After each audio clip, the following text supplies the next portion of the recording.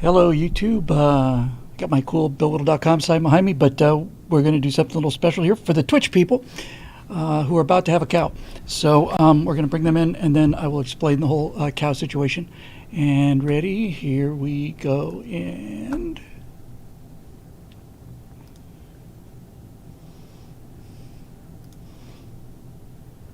come on.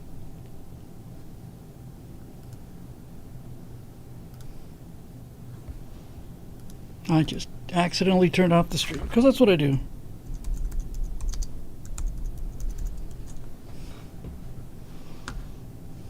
Idiot. Honestly, it's just kind of nuts.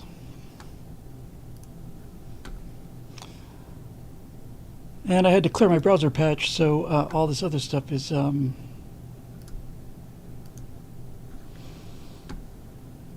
that's not working either. All right, well, we'll see. They'll figure it out.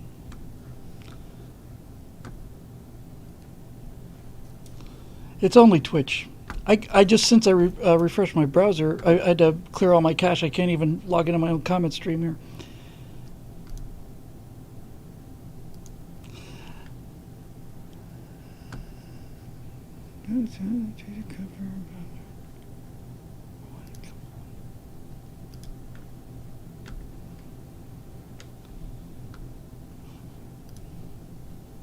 Hang in there, everybody. I know this is exciting TV. I just don't, I'm at the point where I don't care anymore. Really. Be nice to be able to. I had a nice surprise for everybody, too, so. And I still do.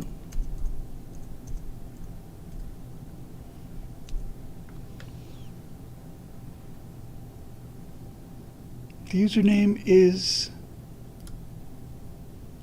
unavailable. That's because, good Lord. Sorry. Hang on, everybody. I know YouTube. I'm sorry. We're just having a thing, but you'll see why in a minute.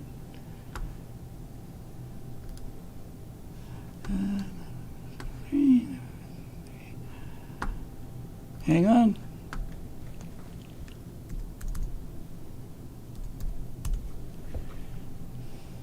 Okay, can I comment now? Yes, I'm back.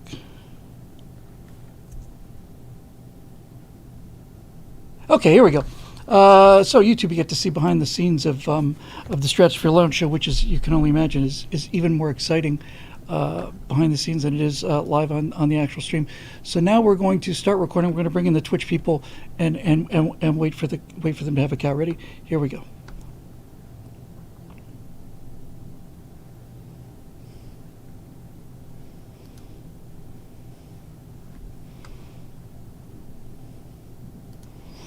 Hi, everybody. Welcome to Stratosphere Lounge. I'm your host, Bill Whittle, and those of you watching in Twitch are about to go through a major cow effect. And the reason that, well, those of you who are watching the recording as well, probably the same thing. Why the off-camera pre-recorded cow effect, you might be asking, if you watch this show recorded, as most people do. Well, it's because we have done, golly gee whiz, I think we've done something like 380 of these things. And every single time, as far as I know, without exception, we have always introduced the show with Pula Clark, and there was no Pula Clark this time. So people are going like, what happened? Well, first of all, I've got this. This arrived about an hour ago. It's my bitchin' BillWhittle.com neon sign. It's hard to tell because it's so blindingly bright, and that's turned all the way down. But the reason it looks kind of funny is because the opaque backing is still on there, so I'll get to that. But for those of you out there who are thinking, no, it cannot be, how can it be a Stratosphere Lounge show without Pula Clark? Well, as it turns out, I got your Pula Clark right here. For those of you who have been to the website recently, I spent most of the day yesterday. I was about to do a link to a guy named Mikejit Love. I'll talk about him in a minute. But I spent most of the day doing something I'm not terribly gifted at, but I'm better than random inputs, I suppose. So for the first time, YouTube's going to see it as well, and Twitch is going to see it. So we've been playing Pula Clark's "I Know a Place" as the theme music for the Stratosphere Lounge since 2013 or 12 or something like that. And I'm about to show you why that became the theme song. So I'm going to run it for YouTube, and then I'm going to click it on to Twitch. So sit back and enjoy this. Took me several hours to get this thing this polished. It's the only versions I could find were in pretty bad shape. Okay, so YouTube first here. Here we go.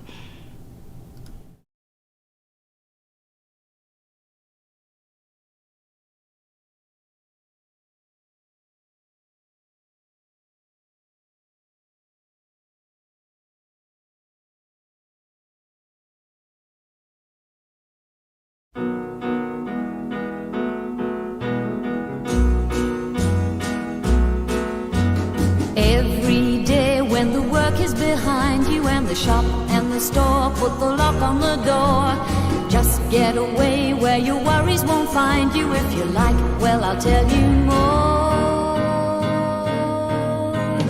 Don't let the day get the better of you. When the evening comes, there's so much to do. You better put on your best and wear a smile. Just come along with me a while, 'cause I tell you, I know a place where the music is fine and the lights are always low. I know a place where we can go.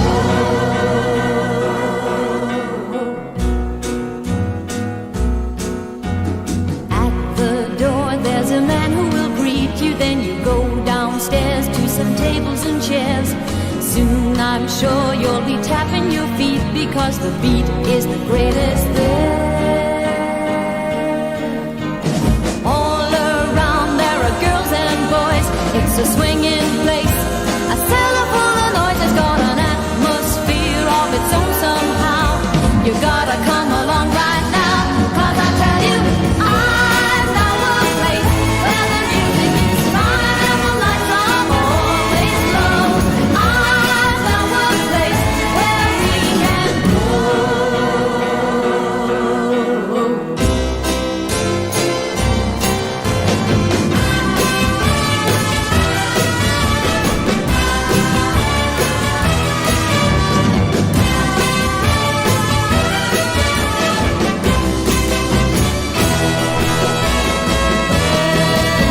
All around there are girls and boys.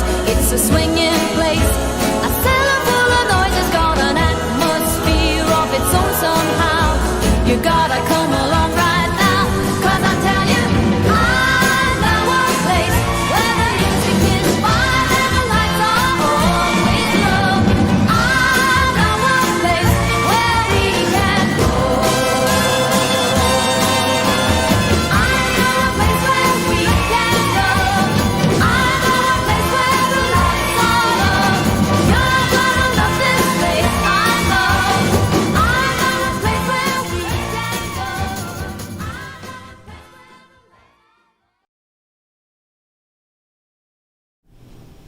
So hang on YouTube. They're just about to catch up here.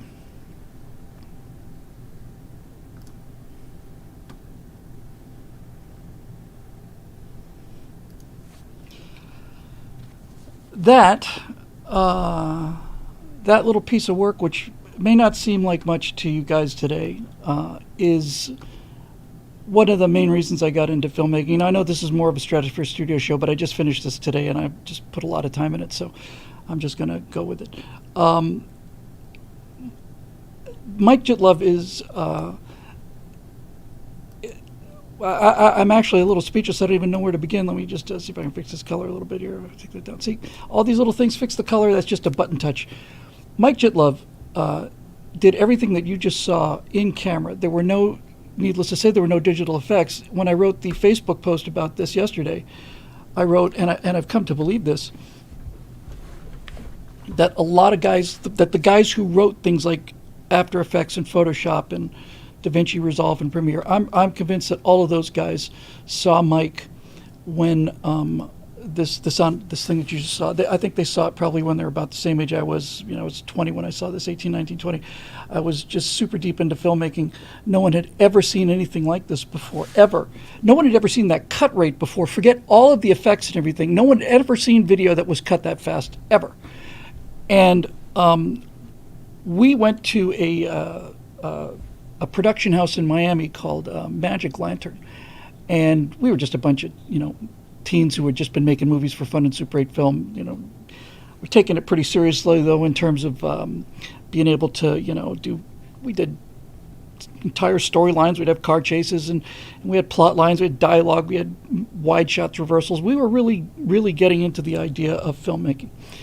And we were just starting to get, decent at editing. And by the way, when you're editing Super 8 sound, which came late to the party, they put a little sound stripe on the side of the Super 8 film and play it back to get the sound. But the problem is that the picture and the sound had to be separated by about 1.5 seconds, 2 seconds, because film is take a picture, rotate the shutter, advance. So it's this, but sound needs to have a continuous motion, the magnetic tape. So you had to cut for picture or cut for sound. It was harder than it looked.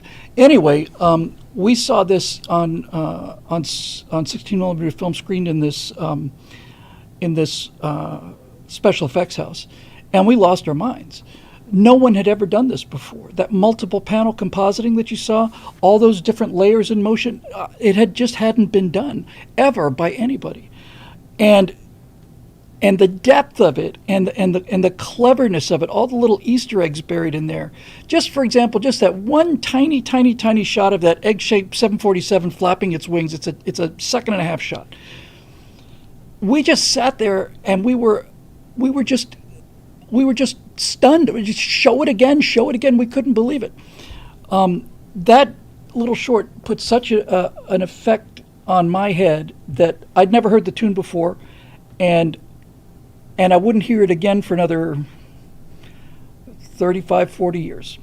And when it came time to do Stratosphere Lounge, I was thinking, it'd be nice to have some kind of theme song. And I thought about the video before I thought about the music. And so we played Pula Clark's I Know a Place for, 300 and almost 90 shows since 2012, 13, 14. So it was really, really great to be able to go back and find the best possible version of that first clip, which is called, I always thought the thing you just saw was called Animato.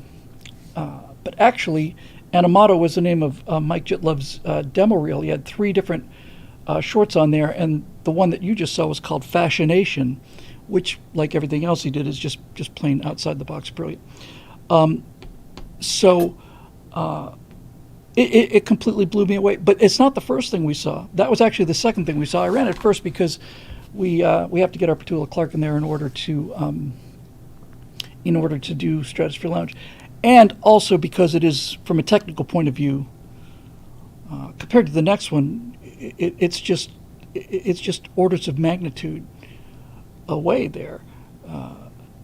All of that, and you got to understand too, he did it on a flat compositor that he built for about $200. Disney has these things. Mike just went out and built one and shot it frame by frame by frame, and it so perfectly matches the tune. But you really gotta think about that. Depends on frame rates. I want to say Super 8 was 18 frames a second for sure. 16 is 24, and everything else is 24. Video's 30. But in order to do what you just saw with Fascination from Animato, he got every single beat. If you watch, there's like dun dun dun dun, and all of the things are just hitting and they're just fading away. It's astonishing. It's astonishing what he did. He invented this entire art form. Now I can go to, I can download a 30 level After Effects template, just drop and drag pictures in there, and it'll do pretty much everything that this just was. But Mike had to do this all by hand, one frame at a time. It took him months. And more importantly than how long it took him or how he did it, no one had ever seen anything like this before. And everybody I know who's about my age in the business, when you mention Mikejit Love, they all just kind of light up the same way the way that I'm lighting up. He influenced so many people. He's still with us. I got Ron Swanson's alter ego on BillWhittle.com when I posted this, said, you should get him on Story Mechanics. I was like, yes, actually, I should get him on Story Mechanics right away. I need somebody, a couple bigger names just to kind of break the brand open. but I'd just love to talk to him. I would love to talk to him. He needs to know the influence that he had on people. Everybody out there was stunned. When I was putting this thing together and posted it on Stratosphere Studio YouTube channel, I saw a couple comments of things like, wow, that's, well, actually, they said that about the one I'm about to show you. They said, I've never seen a high quality version of this before. Because these were the days of 79, I guess, somewhere around in there, when VHS had just come out, and VHS, perfect, pristine VHS, is awful. But there was no other way to share video or media back in the olden days. And so what people would do is they would hook up a VHS machine, they'd take the outputs, put it into another input on a VHS machine, they'd plug in that crummy low-quality VHS thing, hit play, hit record on the other deck, and then you'd make a second generation of a VHS tape. And some guy wrote, he said, well, it looks better than the 8th generation VHS version I had of that. That's how popular Mike was. I did a little reading about him after, a little more reading about him after I got the things finished yesterday. And there were people who were saying that back at this point, there was like this entire subculture of like VHS piracy, where people would make kind of like a mixtape. People would put things on VHS. Sometimes they just copy movies, but a lot of times it'd just be weird stuff like this. And they said that they would have almost like sharing circles where, okay, I found some pretty cool stuff from here, or, here's this new experimental film or whatever. And they'd put it on there, and then they'd hand it out to people, and they'd take a look at it for a while, and then they'd bring the VHS back, and they'd drop something else in. And a couple guys said anything that had Jit Love on it, we never saw the tape again. We just never saw it again. That's the impact that this guy had. And I had forgotten how powerful he was in terms of his influence. And then, strangely enough, well, not strangely enough, almost like inevitably, no one's ever heard of him unless you're in the business, and no one's ever heard of him unless you're in the business and at a certain age. Because, to put it as bluntly as possible, it's a painful thing to say, but Mike never really went anywhere. Once that, and the other one I'm about to show you in a minute is a more famous one. Once that came out, I saw this clip from this really, really young guy named Regis Philbin. I mean, he was just getting started interviewing this new filmmaker, and so Jit Love did his Onomato 3 short demo reel, of which you saw one of them just now, Fashionista, which I've always called Onomato, Fascination rather. But the one that everybody talked about is one I'm going to show you next, called The Wizard of Space and Time. And we did, back in the day when we were making films, there were 4 of us that were hardcore members of this group we called Free Whip. It's a strange name, but it was Fritz Bronner, Lee Klausner, Bill Whittle, and Steve Stipp. So Free Whip, it's the best we could come up with. Did I say Space and Time? Wizard of Speed and Time. I always get that wrong. Sometimes I say The Wizard of Time and Space. It's The Wizard of Speed and Time. I was mostly interested in the writing and, a little acting, and mostly writing and directing comedy stuff. But my friend Steve and a bunch of others really got into this stop motion stuff, where you would take a movie camera and you put it on a tripod and you put everybody where you want them. You just take a cable release, just click a frame, and that would just take one picture. Remember, on Super 8, there's 18 of those in a second. Everybody'd move forward a little bit, click another picture. Okay. And then when you run this back, it looks like people are gliding. That's easy. But getting them to do really cool things like, spin around. Steve was doing things where these guys our friends were pretending to be like drivers. Half of us didn't have our driver's license then. And we were going down the street, and then one guy would shoot one guy a bird, and the other guy'd cut him off, and the guy'd spin out and tumble out. That has to be done frame by frame. It's not easy. And we got pretty good at that. Well, when I say we, I mean Steve got pretty good. I didn't have the patience for it, generally speaking. But started calling them bum run films, because you would wear out an entire pair of pants in a day just by moving your butt 4 inches.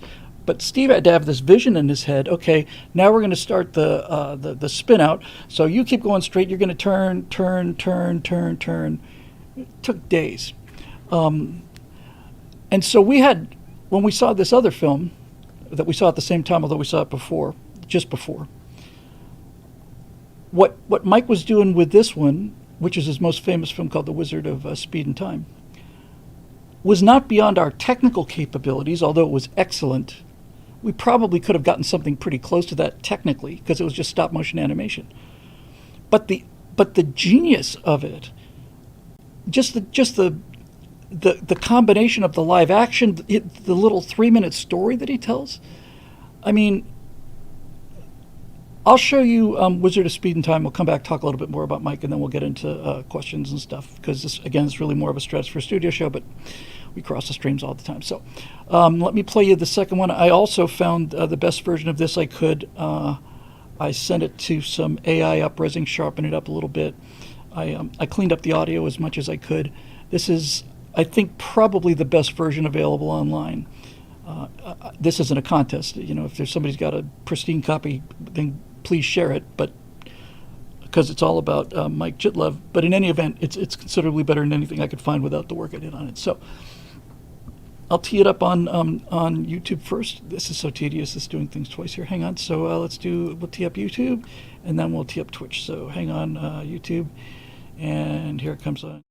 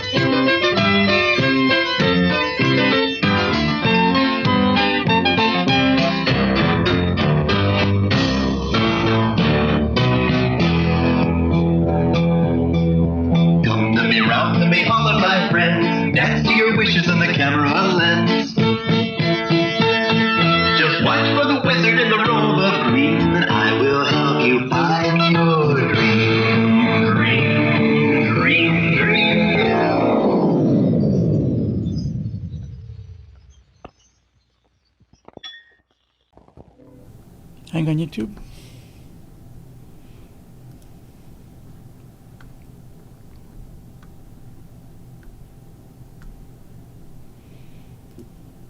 So in the comment section here, Roadrunner said Sledgehammer, the Peter Gabriel video.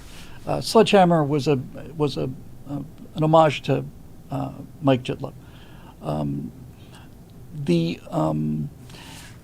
There's things here that are so difficult to explain in terms of, well, that are just invisible in terms of how difficult they are. I'll give you just a couple examples.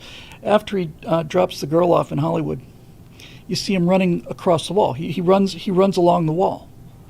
In order to get that was done in 1979, Sad Wings, 78 or 79. In order for Mike to get the shot of the wizard running alongside the wall, he had to have the camera positioned. He had to have his partner on the shutter release. He had to run in from out of frame. He had to jump up, put his feet up against the wall there, and that frame had to click that frame exactly at the right second. And he had to move down a couple of inches or half a foot or whatever and do it again and do it again and do it again and do it again. He had to jump up sideways, put his feet on the wall, and then they had to click that frame just at the right second just to get that one little sequence done. And that was Mikejit Love in the movie. Yes, absolutely. It was him in both movies. And we saw Wizard of Speed and Time, and we just, we're just floored.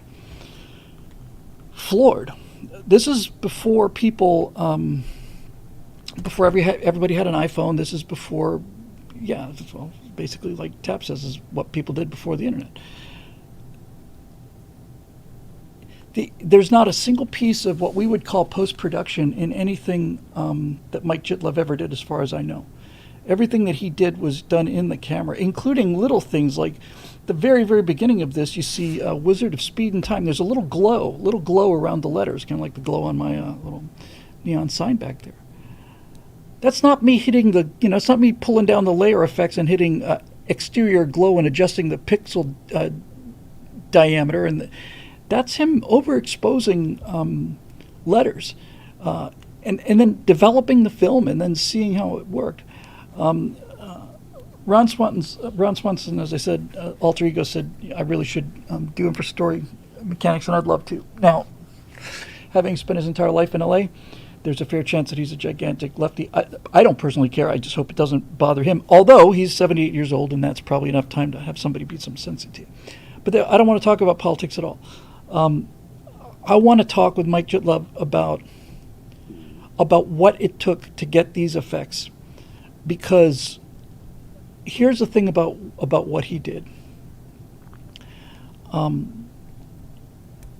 I could say this, I think, with a fair amount of confidence. He put his fingers on, probably with cotton gloves on.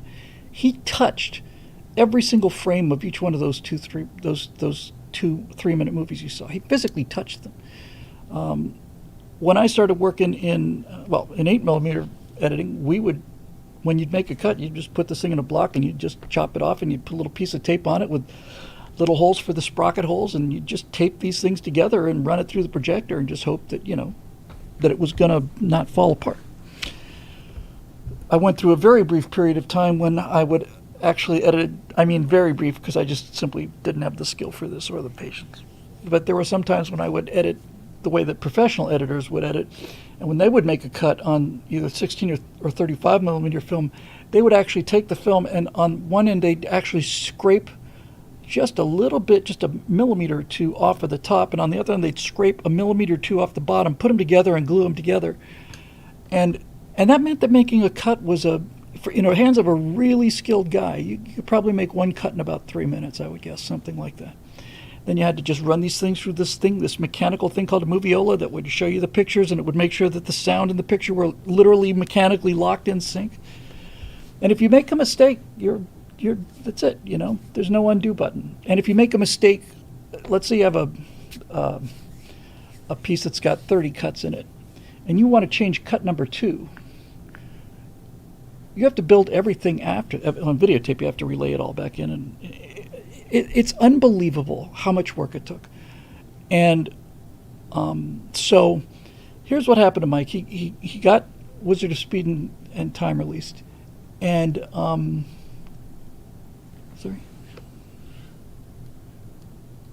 because Chris said he met him, germaphobe, and never shakes hands and doesn't do fist bumps either. Yeah, a couple people I've met him. I think Chris said he met him at a convention. That doesn't surprise me because, frankly, Mike's just a little bit nuts, and maybe not a little bit, but he's nuts in the same way everybody brilliant is nuts. Orson Welles was nuts, and Marlon Brando was nuts, and they're all nuts. But that's because they're just, they don't have a box that their thoughts sit in. They just go everywhere. And all of the references and all of the imagination, just the inventiveness is the word in both of them, but especially in Animato and the Fascination thing. Chris knows his stuff here. Mike shot his movies on positive film using a Bolex 16mm camera. Yeah, the Bolex, I think, was famous for having a good stop motion shutter. Why did that post disappear? You mean on BillWhittle.com? I had a couple of problems, major problems with it yesterday, but in fact was it yesterday or the day before? I've lost my mind. I'm just looking right now, make sure it's here. Seems to be here. So, and this was the longest post I did on ephemera. I mean, I really, I basically told the whole story, and I'm just really fired up about this. Obviously, I mean, I was going to hold it till Monday's show, and then I just realized all of this enthusiasm will probably begin. Now it seems to be there at BillWhittle.com. Okay, so just to wrap up the mic business, editing doesn't count as post-production. What I think I said, there's no video post-production. What I meant is there's no compositing, there's no there's no chroma key, there's no video burn-in. I mean, he just did it all in the camera. Had to figure out a way to get it done in the camera. And I might just run the Animato thing one more time just to show you one other thing I noticed. So the one with Pula Clark underneath it, I didn't know this until yesterday. It's actually called Fascination, which is Fashion Nation. It's another. Let me just get back to Mike first, and then I'll run it. Then we'll move on. So I've seen a couple of pictures of him now. He's 78. This business about him being a germaphobe doesn't surprise me. He looks like he's lived in this same kind of place for a long time. And back when these things first came out, it made a little bit of a splash. Disney, when Disney was Disney, saw it and called him up. They saw 2 minutes of it. One of the programming executives just happened to catch it, called him up the next day, and said, "Did we scratch frames to make lightning bolts?" Yes, we used to do that actually, and we used to ink. Well, we didn't color frames because we were shooting black and white, but they used to do that too. So Disney saw his stuff back when Disney was Disney, and they were having their 75th anniversary or something like that.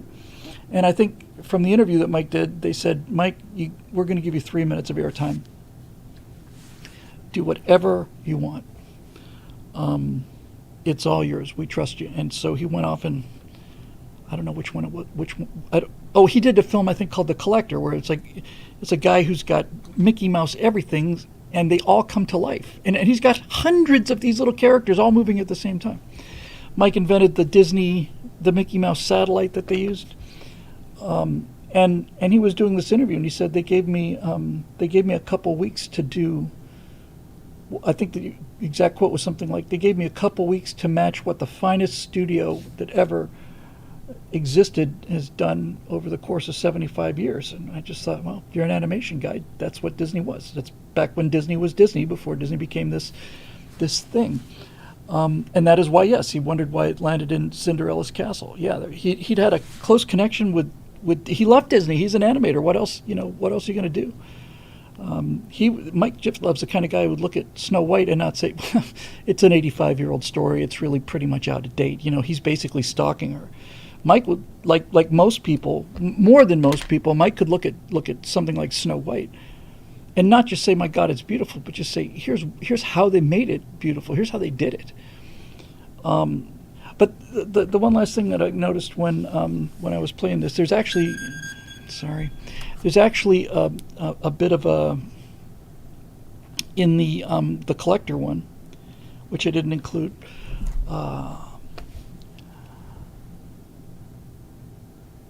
an interesting point. Eric said Disney was Disney until 2009 when Roy Disney died. Well, that makes sense, actually. But I'm pretty sure it's the collector one.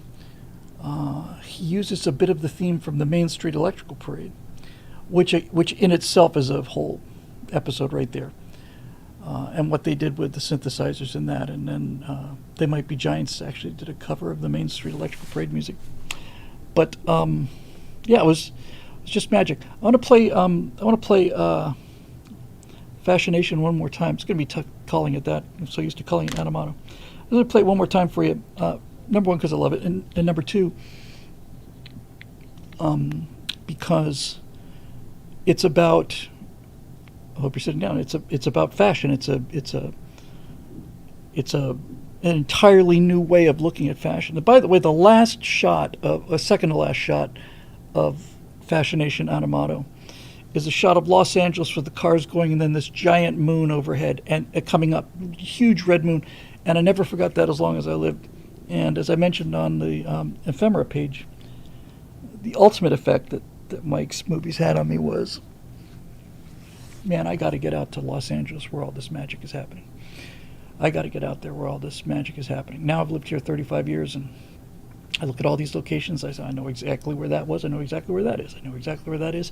Seeing the Hollywood signs still, even today, even after all of this, even after the Marvels and Snow White, all of it, when I actually see the Hollywood sign, I still like, holy crap, I'm in Hollywood. It'd be nice to get that back. But here's what I want you to watch, because I noticed this when I was looking at it the last time. It's a subtle thing, but it's really interesting. So Dave Big Booty said the fashions in the 70s were terrible. Yes, James Lilacs called it the wide decade, and it was triple knit polyester, and this is the era of avocado colored refrigerators and stoves and all the rest of it. So yes, I agree. Fashions are not great. But I was looking at this thing a lot yesterday when I was trying to restore this as much as I could. And I was trying to figure out, what is it about this that makes me so nostalgic, other than the fact that everybody's, looks back on when they were young and has these, these happy memories. I thought, no, there's something more than this. It's not just, hey, this reminds me of when I was a kid. There's something different. What is it? And what it is it's look at it again, and look at the relationship. It's a fashion thing. So look at the relationship between men and women in this, and look at how wholesome these women are. These are fashion models now. These are fashion plates.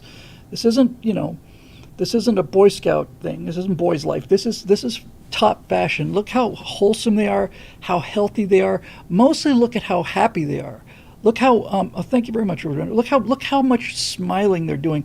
But in those few moments when men appear, look at how affectionate men and women are towards each other. That's what it really struck me. It's like, we now have had, I don't know, certainly 10, if not 20 years of being completely indoctrinated that men and women are supposed to be at war with each other. Look at the expressions on these stills. These are stills. Look at the expression between the men and women, and just look how much affection is there, and how much like mutual admiration. There's no contempt. There's no sneering. The guys look like they could change a tire. The women look like that they probably don't have a hidden past in porn, and man, we've fallen a long way from the just the fundamental dynamics of that man-woman relationship. It's just so, and this is not 1920s. This is very end of the 70s, very beginning of the 80s. But just watch it again, and just look at the way these still pictures play together, the way the men and the women look at each other and their relationship, because I was really struck by that. Okay, so once again, let's tee up YouTube here, and we'll just do this one more time. And so let's.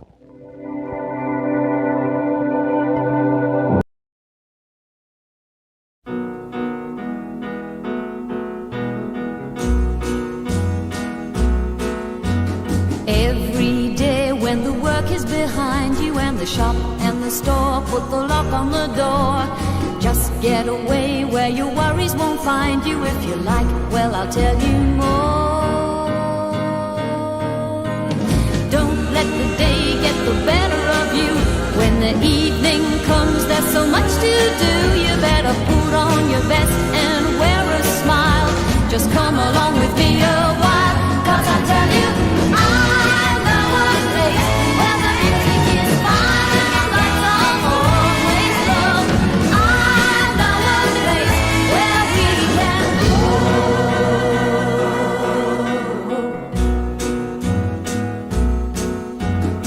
At the door there's a man who will greet you. Then you go downstairs to some tables and chairs.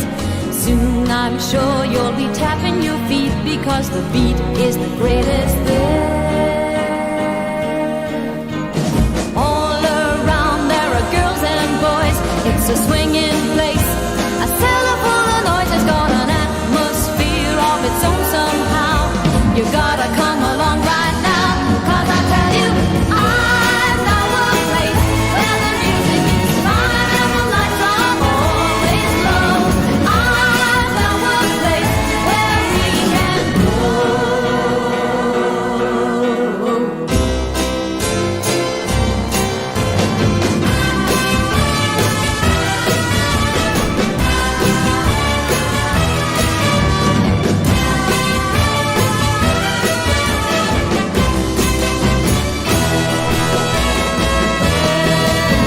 All around there are girls and boys.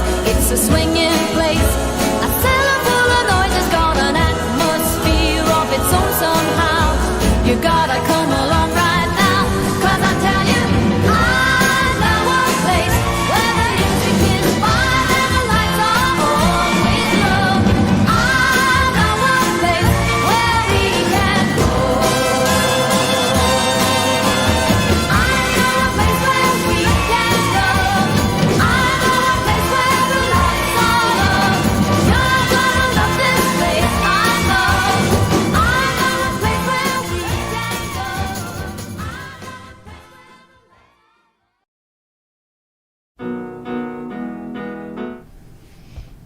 Hang on one second.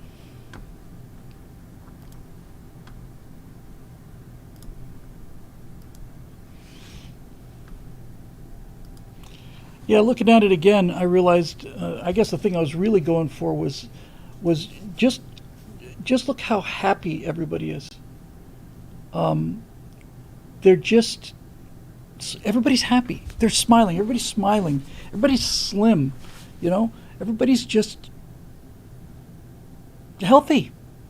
And I seem to remember this started towards the end of the 80s when this, you know, when the whole fashion thing started to get that kind of heroin addict look, you know, that super skinny kind of, you know, and I don't know. When I look back on things and think, wow, geez, you know, things just seem like they were much happier. I just say every generation has said that throughout human history.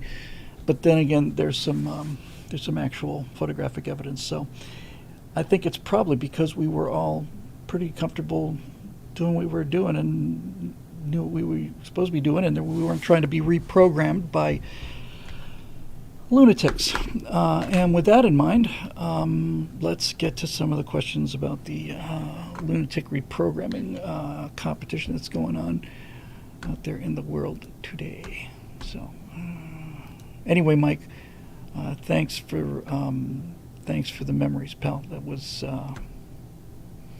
I really would like to talk to him. I really would. And I hope I'll get a chance.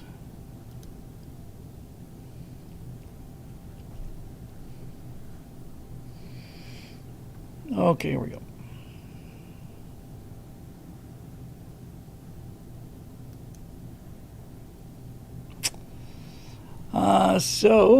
Thanks again to Eric for kind of curating this thing.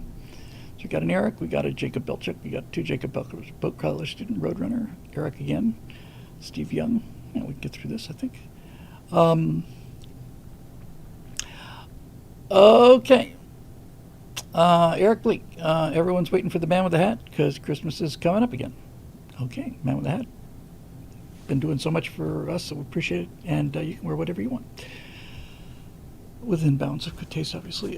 Hey, Bill, imagine, if you will, you're appointed to a high advisory position in the Trump campaign. Specifically, he's made you his top man, for overseeing who he should pick for his VP candidate. I've already resigned the position, but we'll go ahead and continue the question. Now, 2 obvious rules. First, you got to keep in mind the sort of candidates he might like to have on board himself. Second, you got to follow the key rules for who he can't have on the ticket, i.e. someone as the same state as him, starry Ron. Would you go with a gotta shoot for the woman vote with a Kristi Noem type, perhaps reassuring the moral value voters by a Tim Scott or the like, or maybe fellow bold outsider like Ramaswamy? What do you see being top priority there? If I was given the job of finding the perfect running mate for Trump, I don't think I'd pick any of those people. Now, I don't know who I'd pick yet, but I know what I'd be looking for. I'd be looking for Mike Pence with a personality, basically. I'd be looking for somebody who had a real sense of kind of, not even so much gravitas as just self-control, kind of person that looked like they could, sometimes you'll talk to like SEALs or other warriors or serious people like that, who you get the impression that, it's like that Jim Carrey impression. It's like his Jimmy Stewart impression. Well, what would you look at that? Thermonuclear war. Look at that mushroom cloud. Isn't it beautiful? You'd want a guy like that. I'd want somebody who really inspired confidence and stability and reason and all the rest. And Pence did all of those things. Pence was a sensible counterweight, but Pence was just a.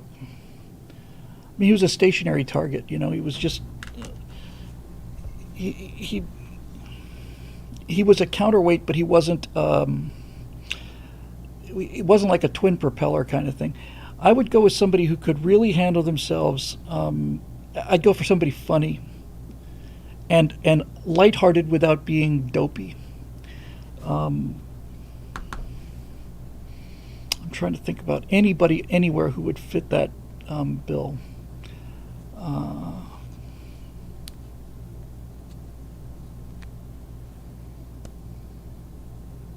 I'd go with Josh Hawley. That's who I would pick. He actually, the more I think about it, the more I like it. Josh Hawley would be absolutely my first and only choice. That guy, as they used to say, has his Shinola tightly packed. That guy's blindingly smart. He's fearless. He's very, very well prepared, and he's funny. He's got a sense of humor, and he knows how to pick up a difficult subject with cotton gloves, and at the same time not let that intimidate him. Can't have a sexual tyrannosaurus as VP. Is he a sexual tyrannosaurus?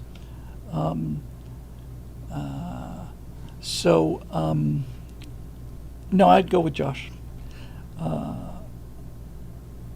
And I would say, so people say, well, not a woman, not a Hispanic, not a black, not anything.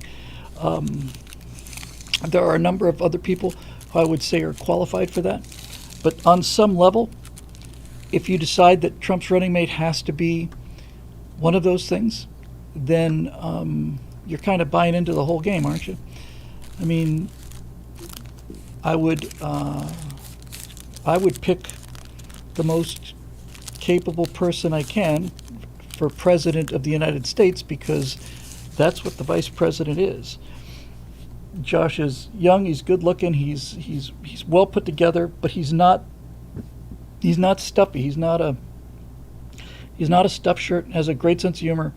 I think he's by far the most. I think he's by far the most promising talent we have on the bench. Rand Paul has made very similar stuff, but Josh has an approachableness that Rand doesn't have. Rand would make an excellent vice president and president.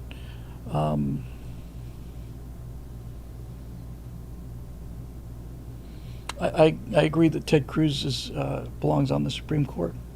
That's Ted's first best destiny, I think. Eric says he'd like to see a guy with a sense of humor taking on Kamala Harris. Well, if you get somebody like Holly taking on Kamala Harris, you not only get the sense of humor, Holly's smart enough to know how to put her into the kind of positions where she is just flailing, and then he'll just take a half a step back and just a little kind of a kind smile and just kind of his attitude would be, I'm sorry, can I help you out with this or anything? As you know,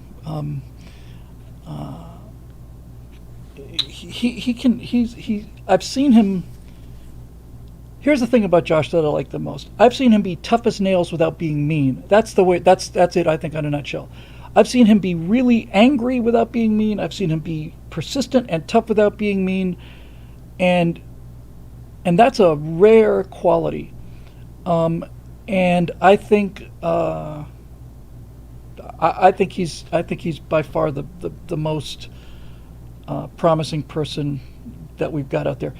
Plus, and Trey Gowdy, I think he's very much like Trey Gowdy as well. As Gowdy's not in politics anymore, and even then, I just worship Trey Gowdy. He was the only guy during the Obama administration that seemed like he was on the job. Well, there were 2 or 3 others, but Trey always had that kind of funny haircut, and Josh is just, man, he's just smooth. He is. And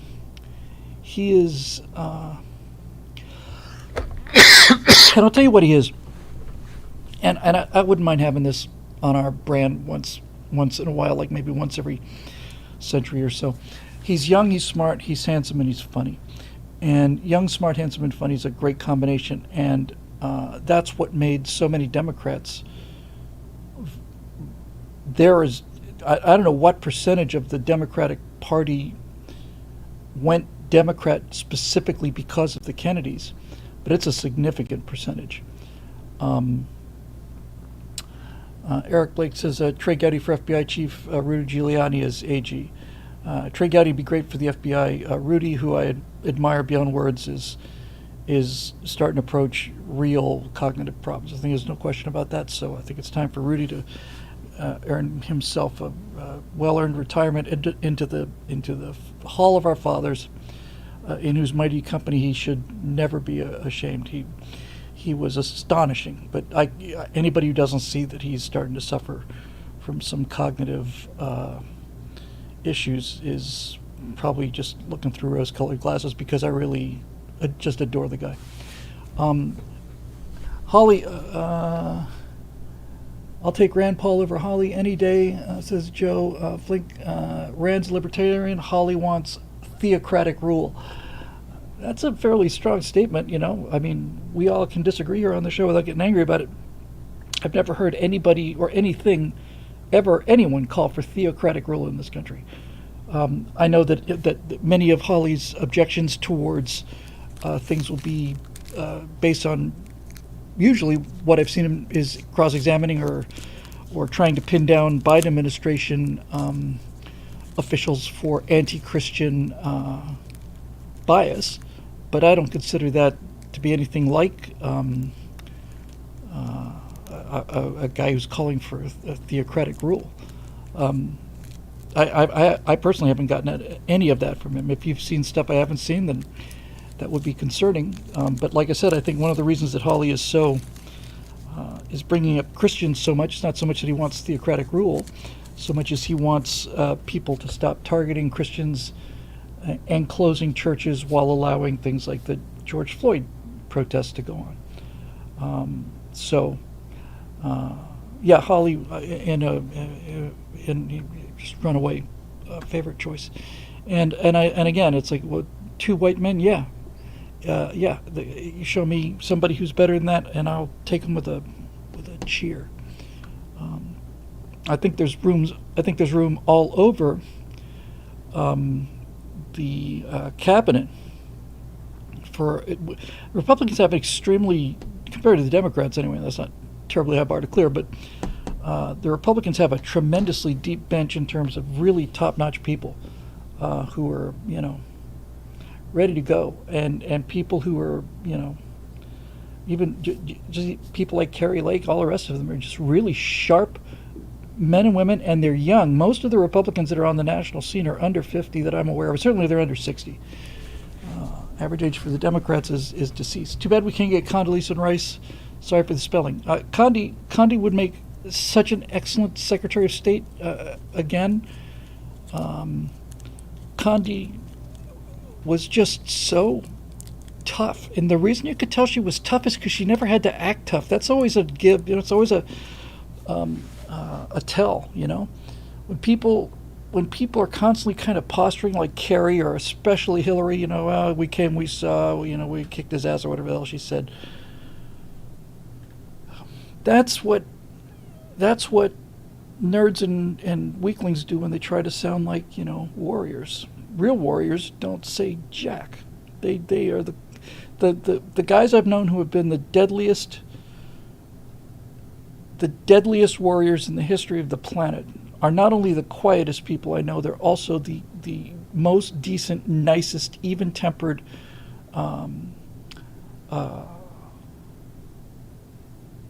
of like civil and generous kind of people. They're the kind of people sit down, let other people like, morons like me talk about our true tales of adventure with a warm smile. Not like, oh, does this idiot only doesn't. No, just like, oh, that's an interesting story, Bill. It's like, yeah, I didn't know that, Dan. I didn't know you were a member of SEAL Team Unspecified, because if I had, I would have kept my mouth shut when I was talking about exciting things that had happened to me. But that's what they do. They eat their salad at dinner, and they just I do this to the best of my ability. They're just constantly scanning, constantly scanning. It's just so interesting to watch if you really key in on it. All of these guys who are professional warfighters and professional. I hate the word security because security's got such a low connotation. I work for. I'm like, it's got a mall cop feel to it. But people who are responsible for threat detection and suppression, I like the sound of that a lot better. Those guys are, no matter where you put them, in a gas station, you put them in Disney World, you put them anywhere, they're just constantly just scanning. And it's not spoiling their mood, or they're not like, shut up, kid, I'm scanning the crowd. It's just their situation awareness is so superb. And that is a skill that can be taught, and we should be teaching that, I think, a lot more, among many other things we should be doing a lot more of. All right, so let's see what we got here. Got all these tabs open. We can close that one, and we can close that one. Here we go. So I hope that answered your question. Tickle cough here. I don't know what's going on. Jacob Belchuk with a couple here. Hail, Bill. Hail, Jacob. Recently came across some information that suggests that left-wing authoritarianism correlates highly with low verbal intelligence. That's interesting. That's very interesting. What do you make of this? Never heard it before, but it's fascinating. Is it possible that there are people on the left that's simply too stupid to be anything else? What solutions do you think will be most effective? Left-wing authoritarianism correlates highly with low verbal intelligence.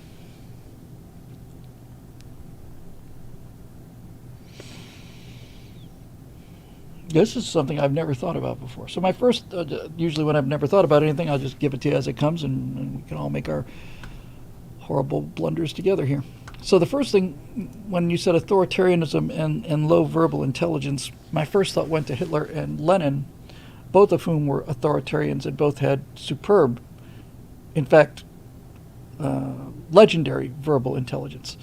But on second thought, I realized that's not who the movement. In other words, these guys with the very high level of verbal intelligence were good at motivating people who had no verbal intelligence. The people that made up the Cheka and all of its various, incarnations over the years, plus the brown shirts before the SS, the SA, and all of these thugs, they're just cartoon they're just in the 30s. They would have called them mugs, palookas, these kind of guys. Guys like Hitler could get these guys just completely motivated because, yeah, I guess that's it. When you get somebody like that, when you get people with authoritarian tendencies tend to get real emotional about calls for authoritarianism. And the one thing that they all seem to have in common is they don't seem to have a great deal of critical thinking when it comes to, like, is this really a good idea? One of the things that I was happy to discover about myself, over the years, especially over the last several years, things got nastier and nastier, is that anytime there's something that I think is a good thing or a solution or something that might, be good for everybody, and it involves things like shutting people up or getting rid of this or getting rid of that, I just bounce off of that because that I've just seen too much of how that way that's just a pathway straight to hell. Compassion is an essential quality, especially in governing a free people. The problem is that we've just become so bifurcated that the compassionate people have no spine whatsoever. And in their quote unquote compassion, they're letting murderers and rapists out on the street to murder and rape again. And at the same time, there are like these absolutists who, just say no to drugs and if you were born in inner city Baltimore, you just have to bootstrap yourself up out of it and stuff. And that's a blind spot too. Look, it is possible, just so we're clear on this, to take the inner city Baltimore example. There is nothing external that is stopping a bright kid from bootstrapping, a bright black kid, to get this crystal clear. There's nothing to stop that kid from bootstrapping himself up and out of inner city Baltimore. There's no institutional racism. There's no physical barriers. None of that. But to say that that's all you have to do is a tremendously naive and blind thing to say. What you're really saying when you say something like that is you're saying, I could bootstrap myself up out of inner city Baltimore, and you could, and I could too. This is the point. It's not that you're wrong. You're just half right. People, when conservatives say things like you can work your way out of poverty, they're right. But what they're really saying is, see, the reason you say something like that is because you've been told by the left, and the left is saying this all the time, that there are forces that are keeping people down. They're keeping you poor. They're keeping you stupid. They're keeping you enslaved. All the rest. It's just a lie. And so we respond by saying you can pull yourself up out of poverty by working hard. And this is absolutely true. And we see examples of it, and we point to these examples. But the problem is not the external situation. The problem is the software. You're asking people to do things that they have no frame of reference for doing. It's not even like they're lacking willpower or even desire so much as they just have no idea how it would even. It's so far beyond their experience horizon that it's just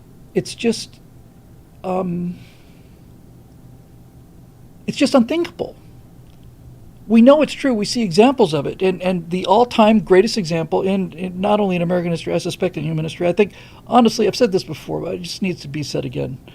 I actually think the person with the most character who's ever lived in America, it's going to come down to either George Washington or Booker T. Washington, but it's going to be one of the two Washingtons.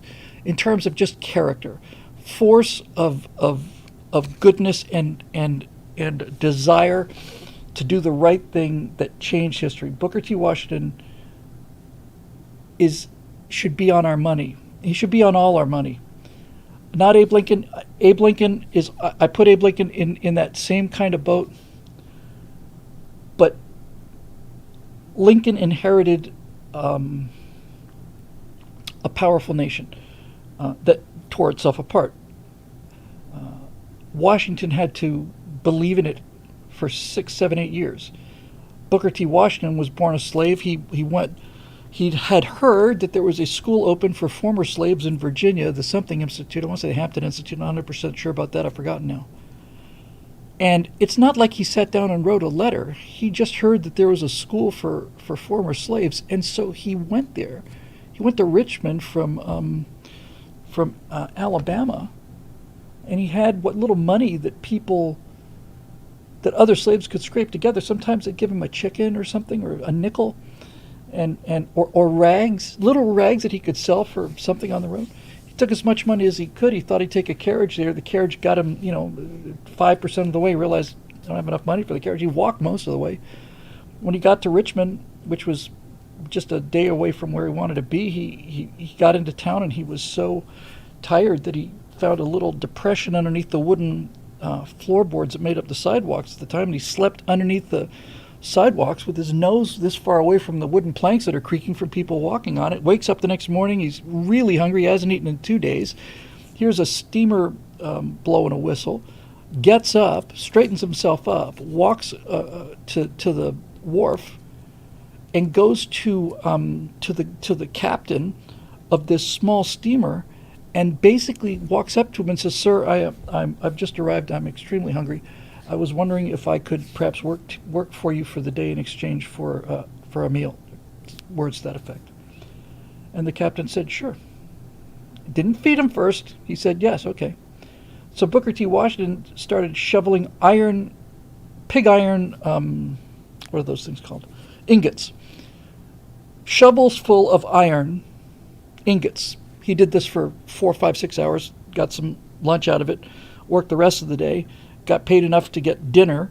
Captain asked him to come back the next day. He said, "I'd love to." He did it for 3 or 4 days, and so on, and he just did it. But Booker T. Washington is a one in a, literally, I really think he's a 1 in a billion freak of nature with that sense of faith and confidence, and at the same time humility, resilience, and kindness, respect. He was amazing. And if we had gone with Booker T. Washington instead of W.E.B. Du Bois, who was basically the first black man to graduate from Harvard and had come from an abolitionist town in Massachusetts and knew nothing about black slavery, and basically said Booker T. Washington is a sellout, basically said to the federal government, give us the money, meaning me. He said, "Give us the money to the talented 10th." He said that was his term, not my term or Washington's term. W.E.B. Du Bois openly said that he thought 10% of the black population of this country was capable of taking care of themselves, and that what needed to happen was that the Great White Father had to give the talented 10th of the black population that could, handle the money, and they would disperse it out among the black population and help those, those poor substandard living animals a means to survive. Washington said, "Are you out of your mind? No, we can't come into society. We're slaves. We can't come into the society with our hand out. We got to come into society like business people. We have to come into society as competitors. We have to come into society better educated than the white population, harder working than the white population. We better be damn good at what we do, and we're going to have to take care of ourselves first, and then we can come in as equals. And when we want something from white America, we will pay for it, and then they will buy stuff from us, and that's what his position was. And slavery was the second worst thing that happened in this country. The worst thing that happened in this country was the decisions that were made immediately after slavery, because the road out of this was so clear. It was so clear. It was right there, I mean, it was just right there. But it turned out that that W.E.B. Du Bois's view won out, because it appealed to the one quality that well-off blacks, poor blacks, well-off whites, and powerful whites all had in common, and that was laziness. It was the easiest thing to do. You didn't have to change your mind about anybody. white American government people could just say, he's right, it's not our problem, we'll just give him the money, he'll take care of these former slaves. Poor blacks would basically say, well, we've got a choice between this guy who wants to give us money or this other guy wants us to work our tail off, make our own money. I think I would have taken the give me the money option too. So there we are, I'm sure this has something to do with the question that I was just asked, but let me go back and find out. Left-wing authoritarianism and low verbal intelligence. That's a bit of a walk, as usual. There's a term I heard that I liked very much. When you hear this, you'll often hear mostly from. In fact, I'm not aware ever of having this phenomenon come from conservatives. So this may back up what you're saying, but sometimes when you see lower class people fighting or dealing with the police, and upper class rich white left wing authoritarians, they all like chanting. Have you noticed that? Nobody's arguing. They're all chanting. From the river to the sea, Palestine shall be free, whatever the hell they're saying, right? They can't speak. They don't want to speak. They chant.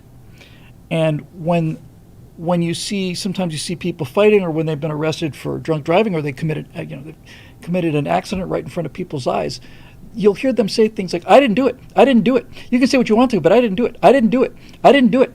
I didn't do it. She did it. I didn't do it. She did it. I didn't do it. I didn't do it. She did it. She did it. I didn't do it. She did it. Just again and again and again. I've heard this many times. About a month ago, somebody on the internet said that they called this phenomenon human barking. And I thought, perfect. That's what it is. It's a human barking. Ruff, ruff, ruff, ruff. I didn't do it. Didn't do it. Didn't do it. Didn't do it. Not my fault. Not my fault. The same thing. Mom. Phone, whatever. Barking. It's just barking. And when I look at these people who are supposedly out there because of such horrific social injustice, and all they can do in response to being challenged about why they're there is just plain chant and shout you down, I'm not impressed. All you need to know, really, I think probably the best physical evidence about left-wing philosophy being a lie is this.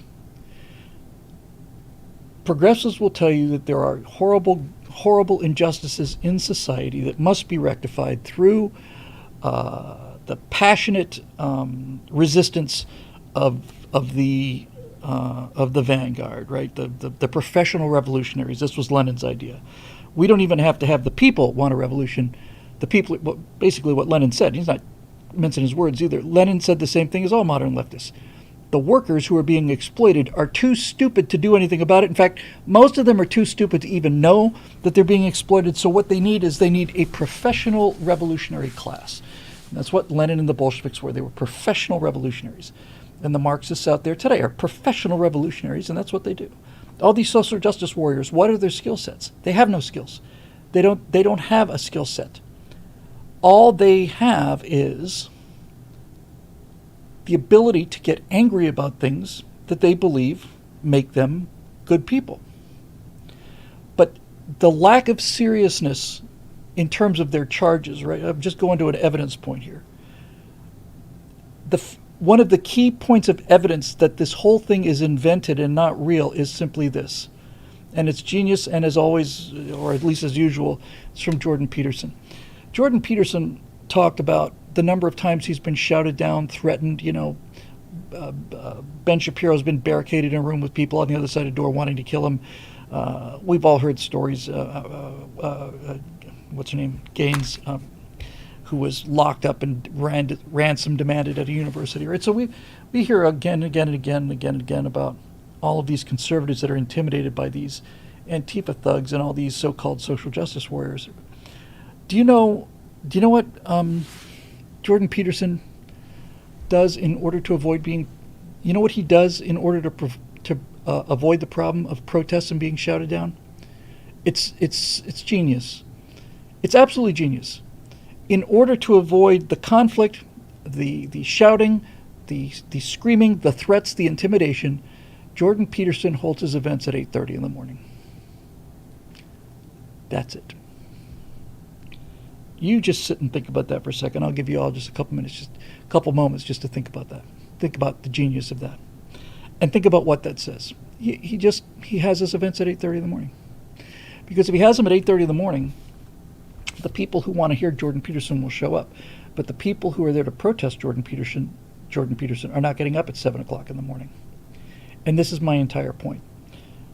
If there was indeed this kind of social injustice that they're talking about that was there, then you would be there at 4 in the morning. You would be there at if your freedom, your actual freedom was under direct attack, you would not only be willing to get up at 7 in the morning, you'd be willing to get up at 5 in the morning and go ashore on Iwo Jima at 7 in the morning.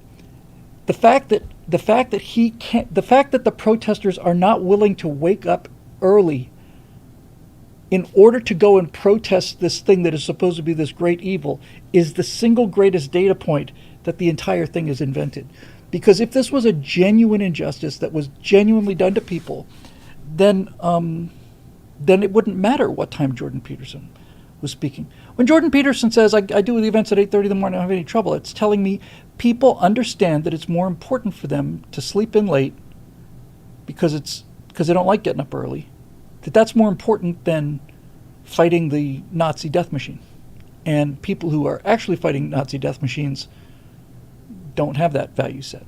So there you go. Yes, left-wing authoritarianism is, I expect, in fact, very closely correlated to low verbal intelligence. And in our society where we have done so much to eliminate injustice, it's not gone, it never will be. We live on Earth, we're human beings, but in a society that's done so much to eliminate injustice that the people who in that society who are screaming the loudest about the injustice are the ones who are willing to put the least effort forward to correct the so-called injustice, and that's telling me that the injustice is not as unjust as they say it is. So there you go. Let's see. Moving on. We'll just do them in order because it's easier for me to keep track that way. Jacob Belchuk again. Hail, Bill. Hail again, Jacob. Great questions. Sociology and psychology have had a lot to say over the years about right-wing authoritarianism, and virtually nothing until very recently about left-wing authoritarianism. Of course, this probably has a lot to do with the fact that most sociologists and psychologists are left-wing. What do you think right-wing authoritarianism would even look like? Where does the moral blindness of the left come from that they don't consider how much evil their ideology could be responsible for? I've covered this a couple times before, but I happen to think it's one of the most important things I've ever talked about, and so I'll just go over it again. Labels are dangerous because they change, and sometimes it's because they change. Like the liberal used to mean something that doesn't mean anything today. If you called yourself a liberal in 1960, or if you called yourself a liberal in 1776, you had an entirely different set of values than people that call themselves liberals today. Classical liberalism is what we all are. We're conserving liberalism. The idea of private property, freedom of speech, these are all liberal ideas in the classical liberal sense. So when you talk about right-wing authoritarianism and how does that apply to us, we've got a definitional problem here. Left-wing and right-wing were applied to European parliaments, and I think almost exclusively the German parliament, and this is carried over to the point where in American colleges you'll be told that left-wing authoritarians are communists and right-wing authoritarians are Nazis. If you want to go down that road, that's fine, but American conservatives are not right-wingers by that definition. And this can be proven instantly and easily. Communists believe in disarmed society. Nazis believe in a disarmed society. Democrats believe in a disarmed society. Conservatives believe in the right to protect yourself. Communists believe that the state should be able to regulate speech. Nazis believe that the state should regulate speech. Democrats believe that the state should regulate speech. Conservatives believe that free speech is sacred and cannot be regulated by anybody. Nazis believe in a controlled economy. Communists believe in a controlled economy. Democrats believe in a controlled economy. Conservatives believe that people make their own decisions best when you leave them alone. And we can go down this list again and again and again and again and again. We can do, in fact, that's a really good firewall topic. 20 points where I could find where communists, Nazis, and Democrats all agree on these things. Strong central government, charismatic leader, this kind of thing, dunk, dunk, dunk, and then conservatives are way over here, have nothing to do with it. Jonah Goldberg, before he went nuts, said basically in liberal fascism, he said that the difference between, that the war between Nazis and communists wasn't the war between left and right. It was like the war between Coke and Pepsi. They're both colas. They're both made out of the same stuff. It's not a conflict of visions. It's just a conflict of execution. The Nazis were what's the word I'm looking for?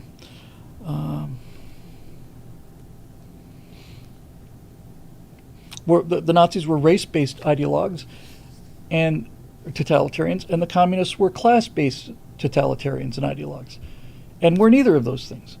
So on some level, it comes to the when you talk about right-wing authoritarianism. If you're talking about the Nazis, then they're technically they're National Socialists, and then when you get to modern conservatives, I don't know of any conservative authoritarians, because it's, to me, a contradiction in terms. Now, there's a spectrum of belief among conservatives in terms of how much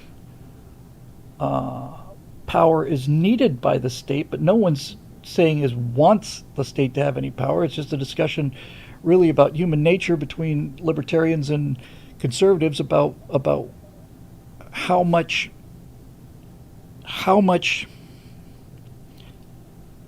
can people live, how completely deregulated can a society be? And there's no two people that agree on exactly that thing. I mean, I'm a law and order guy. I despise criminals and I want to see them stop. That requires state power.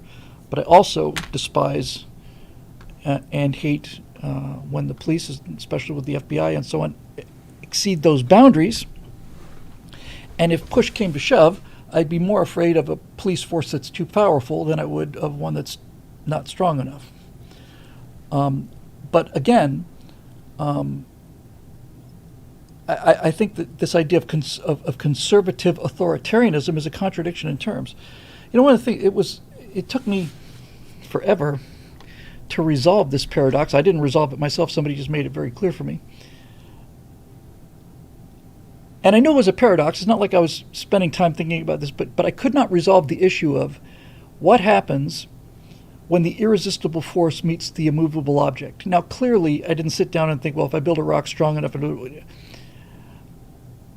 it's clearly a paradox, but I didn't know why it was a paradox until somebody explained it to me. I couldn't resolve it. What happens when the irresistible force meets the immovable object? Which one wins?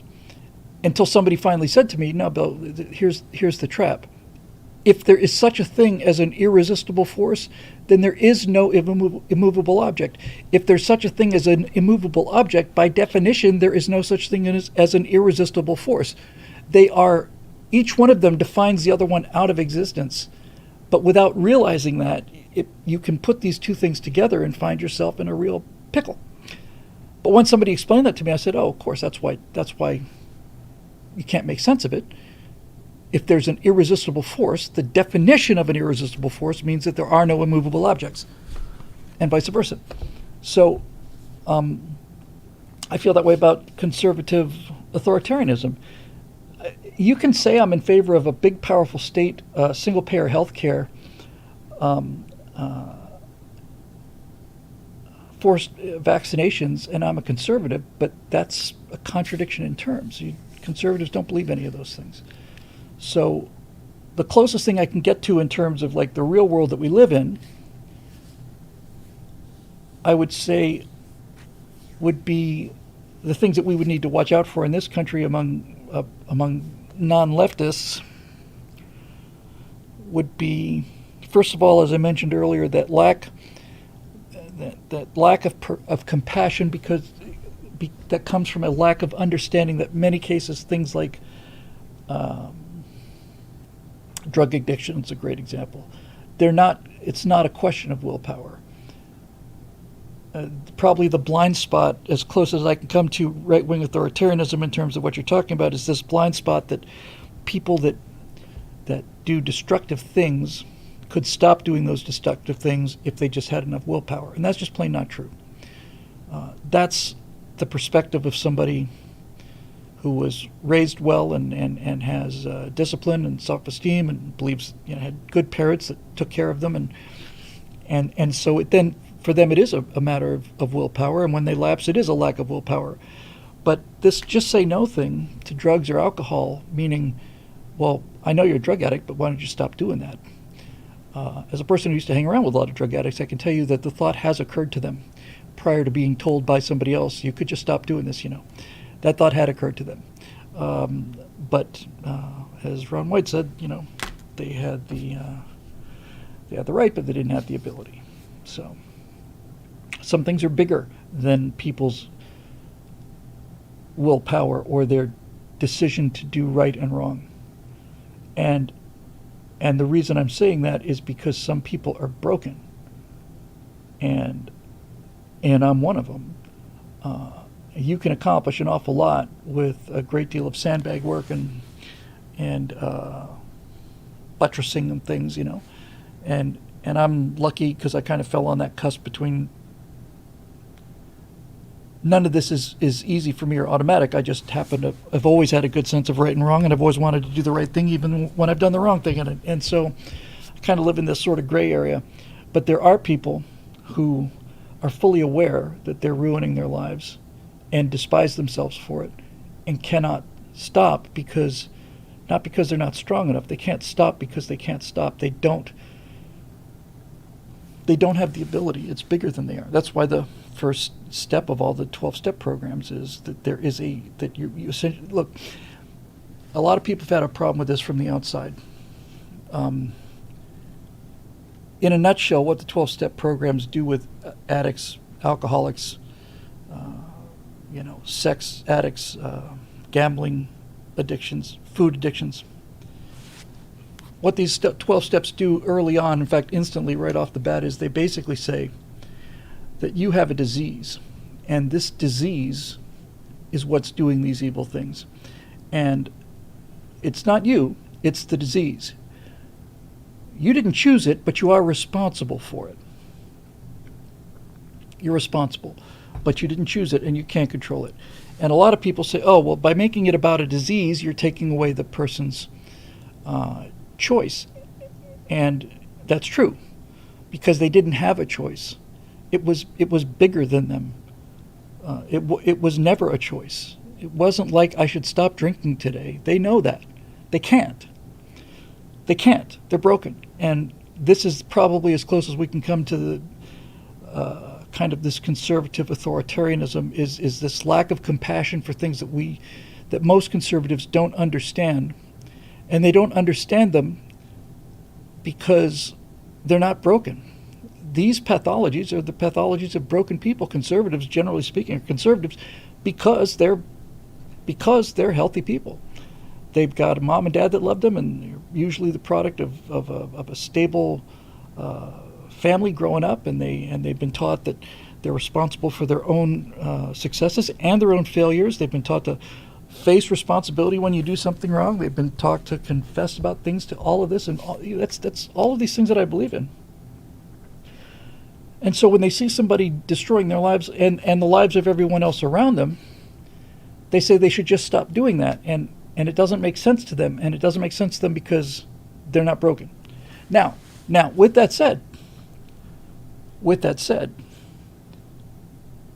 there's a whole lot, and probably the majority, and maybe even the vast majority, of broken people out there who refuse to accept responsibility for their brokenness and refuse to try to do anything about it.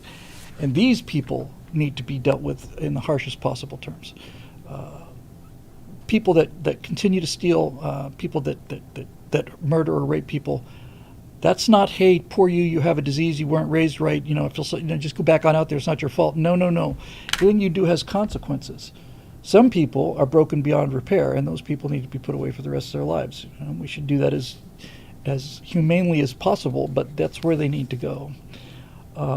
And they're broken, and those people are shattered. So you can be damaged and have difficulty with things like finances or difficulty with things like addictions or just making bad decisions. Or you can be shattered and be the kind of person that just hurts people, that is pathological and narcissist and all the rest of it. And there you go. But the one thing that I will say about, because like I said, some people look at things like the 12-step program and this idea of it being a disease, they're saying it's a cop-out. It's basically saying, you're not responsible for this. That's not what it's saying. That's never been what it's saying. It's been saying that, no, you are responsible, you just can't control it. You are doing things that you can't control, but you did do those things. You didn't have a choice to do something different, but you did them, and you're responsible for them, and you're going to have to atone for them. That's part of the recovery thing. Is a full and unflinching moral inventory, and you, as you move through this process, there comes a point when you have to sit down and basically make a list of all of the horrible things that you've done to people. It's not a fun thing to do. And then one of the later steps not only requires that you make a list of all of the people that you hurt, it also demands that you make as sincere an apology and as sincere atonement as you are able to, regardless of whether they accept the apology or not. It requires you to basically say, now this is one of the later steps, I've forgotten which one's not how you start, there's a long way down the road, but basically what it says is, you have to, if you've hurt people, you have to apologize to them and ask them to forgive you, and that is really, really, really hard. So there you go. See, now, Kaladin says addiction is a moral failing, unfortunately. And Kaladin, we're just going to have to disagree on this. This is everything I've just said. It is not a moral failing. It may be a moral failing to you, but it's not. It's not a moral failing. It's not somebody saying, I wonder if I should do a lot of cocaine today. You know what? I don't really think I should. No, I won't. No, it's not a moral failing. It is a psychological defect, and they're responsible for their actions, but it's not like they just decided, I'm just going to be a crummy person. It's not. It's just not. It's just not. Because if it was, we wouldn't have this problem. This is the thing that many conservatives are not able to see. They can't see that there are things, that sometimes people do things that they cannot, that is beyond their ability to control. Because for healthy people, essentially nothing's beyond their ability to control. But we're not talking about healthy people. And it's just, that's just been the experience that I've had, and the experience of many thousands of other people that I've talked to who've had the same experience. It's sometimes, it actually goes beyond, even self-hatred or self-loathing for the things you do. Sometimes it goes to the point where but the only way out of it is to choose to stop. Well, see here, I'm going to split hairs with you again, because we're not having an argument here, we're just having a discussion with Callan. It says the only way out of it is to choose to stop. Let me split hairs with you on that. No addict or alcoholic ever chooses to stop. Well, let's just split it. It's a definitional problem. Everybody I've ever met who ever had these kind of problems, there's not like they decide one day, you know what, I should just stop doing this. I'm going to get some help. That's not how it works. I've never seen that. I've never been aware of anybody who ever came to that point where they were like an alcoholic, said, this drinking thing's bad. I should stop. That's not how it works. What happens is, you will hit a bottom. People have, fortunately, different levels of bottoms. But something will happen. Something will happen to you that will be so painful that you will no longer be able to continue this behavior. It will reach the point where, well, I'll tell you what the point was for me. I can remember the moment very clearly. It was November 7th of 1985. I woke up, just had a feature film I was doing. It was a complete catastrophe. Everything in my entire life was completely ruined. I was done. I got to the point where I would have done anything. When I first went into this counselor's office, I think the first thing I said when I sat down was, I said, if you tell me, and I meant this, if you tell me that to get out of this pain that I'm in, I have to go out on a golf course under a full moon, paint myself blue, and shake a hickory branch over my head, if that's what you're telling me I have to do, then that's what I'll do. That's what hitting a bottom means. I will do whatever you say, and I've gotten it. Is this or die? And that's when, Now, some people have deeper bottoms than others. For me, it was a lot of just a catastrophe of, personality problems. But I wasn't under a bridge with a needle in my arm. I never got to that point, but a lot of people I know did. I know people who stole their pets' medication and had their pets die because they got high on their pets' medication. That's pretty low. I didn't get that low. But some people really need that kind of bottom. And to be perfectly honest with you, a large number of people out there are so badly broken that they will die before they'll change. But those people, that percentage of people that do change because on some level, yes, you're right. You make a decision to change. On November 7th of 1985, I made a decision that I could not go on living the way that I was living anymore. But that was not a choice in the sense of, I wonder which one of these two paths I'll pick. It was a choice in the sense of, it was a choice, Kaladin, and I know this is going to sound harsh, but it's the only thing I can think of. When you think about those people jumping off of the World Trade Center in 9/11, that's the kind of choice it is. Is that a choice? I mean, I like to tell you I'm exaggerating things, but it doesn't feel like you're exaggerating things. That's the kind of choice it is. People jumped out of the windows in 9/11 because the heat was intolerable. They didn't just decide to go kill. These weren't suicides. These are people who could no longer stand they could no longer stay in the flames. And if that meant going out the window, then it's that or burn. Those are your choices. There are no good choices. I'm either going to burn to death or I'm going to be killed on impact. So if somebody jumped out of that window, and a lot of people did on 9/11, those weren't suicides. Nobody made the decision that they wanted to kill themselves. They just decided that they'd rather fall to their deaths than burn alive. And I suspect that's not even a decision. I think that's just a physical reaction to get away from the pains of the flame. That is the kind of thing that I'm talking about. Monk in Training says addiction is a physiological, psychological disorder. Correct. Christians confuse short-term decisions for sins due to a deep misunderstanding of human nature. Yes. Where this goes off the rails, as with everything else, is when you go too far in the other direction, which is what the left does professionally for a living. The left will say, you had a bad childhood, you didn't get any of these things, you have an addictive personality, you're not responsible for your actions. And that's where I get off the train, and that's where the 12-step program gets off the chain. It's a tough thing to understand, to do things that are beyond your control, but you are still responsible for. That's a very fine line in terms of where that lives. And liberals will say, well, if it's beyond your control, then you're not responsible for it. So if you were brutalized as a child, and that meant you grew up and murdered people, you can't hold that against you. It's not your fault. Back out you go. Well, ultimately, you did kill that person. You did do that thing. And there's no escaping that.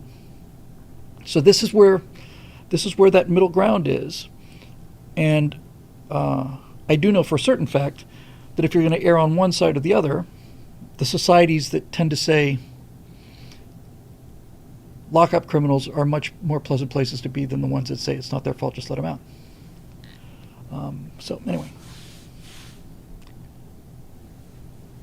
you have a choice, and the choice is burn or jump.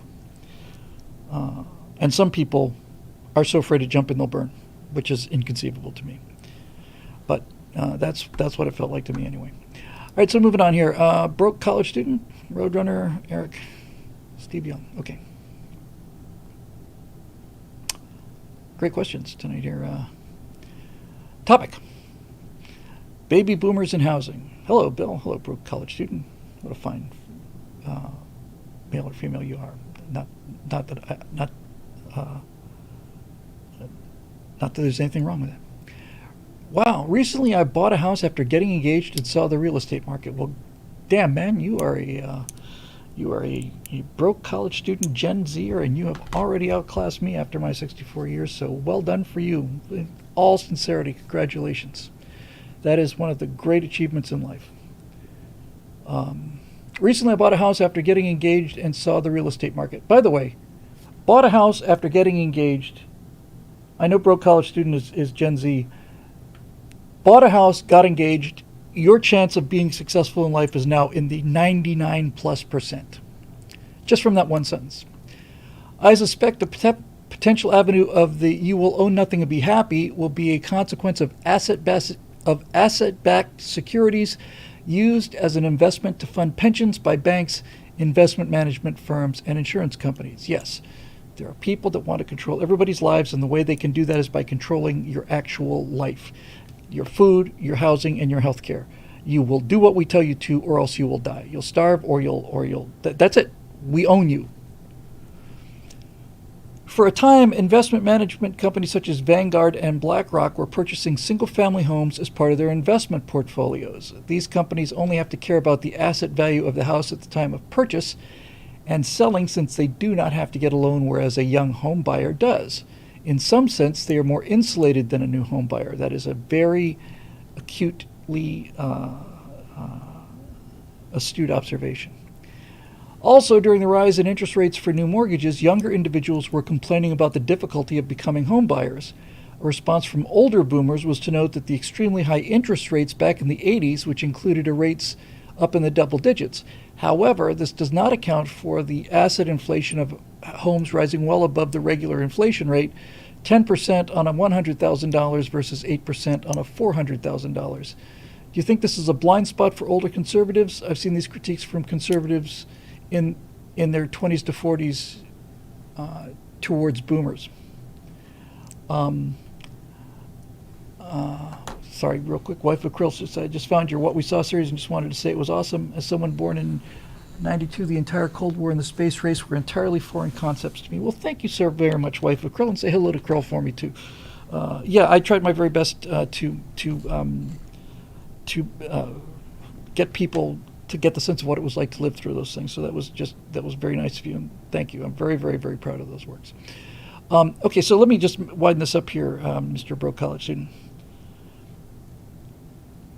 I'm virtually positive it was 1972, but something happened in 1972 under the Nixon administration where they decoupled. I'm not sure if it was getting off the gold standard. I think it was actually something more sophisticated than this. But if you look at all of the economic graphs up until 1970, if it's not 72, somebody correct me. Things like wages, average income, housing prices, all of this stuff were very closely correlated. And after this, then all of a sudden, the cost of things relative to the income went way up. Now, you would say, well, that would mean that we don't have anything, right? If things cost much, much more than they used to, compared to what we're making, then we should be walking around with nothing. But what went with this, and in fact what allowed it, was it became easier and easier and easier to spend money you didn't have. And so that separation of work and reward versus what things cost split. And rather than having people panic and riot because they could no longer afford these things, they still can't afford them, but they get to have them because they're all basically debt obligations now. On some level, we all live beyond our means, but on some other level, there's no other explaining the shocking divergence between income and quality of life. one of the complaints that I've heard for 20, 25, 30 years now, it's 100% true, is that my parents could easily buy a house and afford to live on a single income. And for virtually all of my life, that's not true anymore. And it gets less and less true every day. Now, Gen Zers have to work crazy hours because the houses cost. I mean, we rent, but I don't think there's a house in my neighborhood. I don't think there's a single house in my neighborhood that's less than $1 million in Los Angeles. Couldn't possibly be. You know, you made less money in the 50s and 60s in terms of total dollars, but the amount of money you'd have to put down to own a house might be $5,000. Today in Los Angeles, it's $200,000. Nobody's got that kind of cash, and nobody can get that kind of cash. And all of this, it's got to do with the devaluation of the money. Sad Wings Raging says yes, but it's not just that. There is a significant divergence between what you made and what things cost, and it happened in 1972, and something happened in 1972 financially. Something got decoupled from something, and it was something like coming off the gold standard. Maybe that's what it was. There are people out there who know a lot more about this than I do, but in any event, you can look at this graph and you go right back down again, and there it is. So Eric says it was Nixon leaving the gold standard. I suppose it's something that simple. Look, the gold standard is very simple. People, what are the gold standards? Like, you can print as much money as you want to. You can't print gold, period. That's the only explanation. That's all it takes. It's that simple. Pick anything. You can't print gold. Now, as the economy grows, you do need more money in the system. You can't run an economy this size with the amount of dollars in circulation in 1860. But that's not really the same thing in terms of price inflation and so on. But it's not just inflation. It's something bigger than that. It's something bigger, and I don't understand it, other than to say that I've seen the graphs that talk about this extraordinary and ever 71 and rapidly increasing gap between what we make versus what we own. And it wasn't until just now talking about it that I realized if all of these things got out of reach, then we would be rioting because nobody could afford a house. We still can't afford houses. We just live in them because of debt. Because of debt. And again, there are people who are really superb with economics, and I'm certainly not one of them, needless to say, but what you really come down to is, Bob says, seriously, the houses were much simpler, and it also made them cost less. It's one factor. Not only simpler, Bob, that's a great point. I'm glad you brought that up. Not only simpler, but much, much, much smaller. Natasha and I will often go out for walks at night, late at night around our neighborhood, and I'm seeing happening in our little neighborhood, and it's accelerating. It happened in Miami 30 years ago. All right, so just a real quick little backtrack here. I got to Florida in 1970. Then we moved back to Bermuda for 6 months, moved back in 72. But I first got to Florida in 1970. We lived on Key Biscayne, which is just off the coast of Miami. It's essentially a residential suburb of Miami. We did that because my dad took a job as a hotel manager at the Sonesta Beach on Key Biscayne. At the time, Key Biscayne was what I would probably describe as probably a middle to upper middle class neighborhood. And all of the houses on Key Biscayne were these traditional kind of Florida houses. One floor, flat, lots of sliding glass doors that would open to the pool, enclosed pool, and then a decent-sized yard. And that was what Key Biscayne looked like. And then came out to L.A., and there was a period of time when I hadn't been back in Miami for 20 years, 25 years, something like that. Went back to Key Biscayne and had no idea where I was on this island that I spent 8 years growing up on. Couldn't find anything because all of these old-style houses had been knocked down and replaced with three-story houses that were built out to the boundary. There were no backyards. And the reason for that is, if you're selling a house or you're in the real estate market, a backyard is not returning square footage rent the way that a big house is. It's happening to our neighborhood now in Sherman Oaks. Every time we walk around the neighborhood, it's not bad yet, but it's on its way. There's this constant 3 or 4 a year. Houses like the one we live in, single story, small houses with a nice backyard, are getting knocked down, and they're being replaced by 7-bedroom, 3-story McMansions that go right to the boundaries of the property. There's no backyard. We bought the house for the backyard and for the incredible eucalyptus tree back there. And I like walking with my feet on the grass. Those are gone. And every time we go through the neighborhood and I see this again, I just say to Natasha, I said, this is just terrible. She says, Billy, this is the world. This is no use getting upset about it, because this is what's happening. And I understand the economics of it. If I owned that property, the guy who we rent from, we're very, very, very lucky, because he's a terrific guy and he's real happy with us. We're real happy with him. And he, what he could make, the value of the ground, the location, the location is such that he could make a ton of money by investing in some money, bulldozing this house down, building a house with 5 times the square footage of what we've got, charging that square foot rate, and then Bill's no longer living in that neighborhood. Now it's somebody who's making, 4 times what I'm making. Chuck Lemersla says it's happening to the cornfield across the street. 1,000 units of duplex, quadplex, 0 lot line, single family houses. Okay. Look, the market is the market. And I'd feel a lot better about saying that if I didn't get the strong feeling that there were fingers on the scales here and there. However, the thing that concerns me the most about this, Darth, houses on our side of the major road are 1.5 to 3 acres of land. See, here's the part that I'm concerned about. I'm concerned that families that move into the new houses will never have an appreciation for what it's like to have a backyard.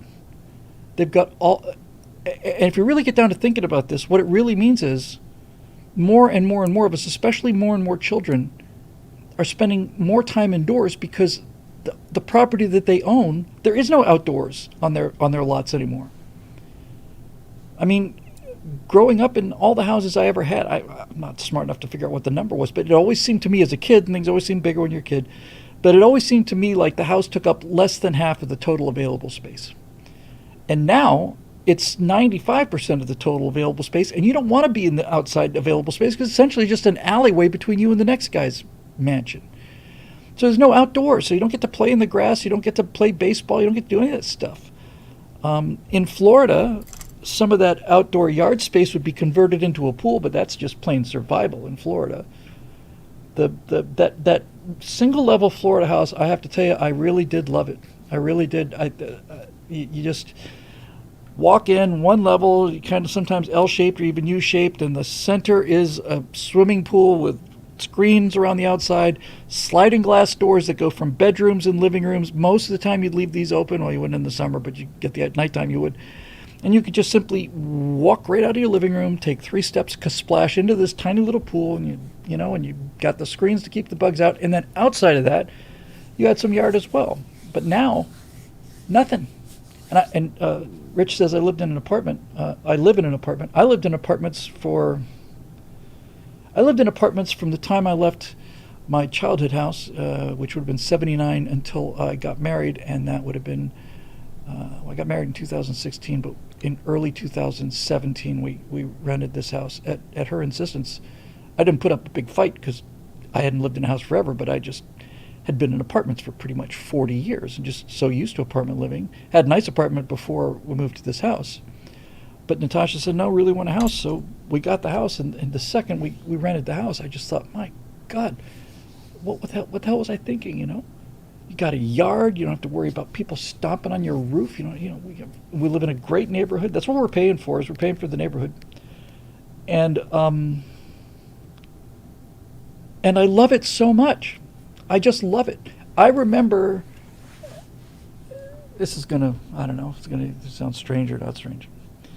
But this all happened. A lot of things in life happened to me late in life, largely because it took me 25 or 30 years to hammer myself into shape, or something that approximated shape. But after we'd been in the house for, I don't know, 3-4 months or something, this is going to mean nothing to most of you, but some of you will get it.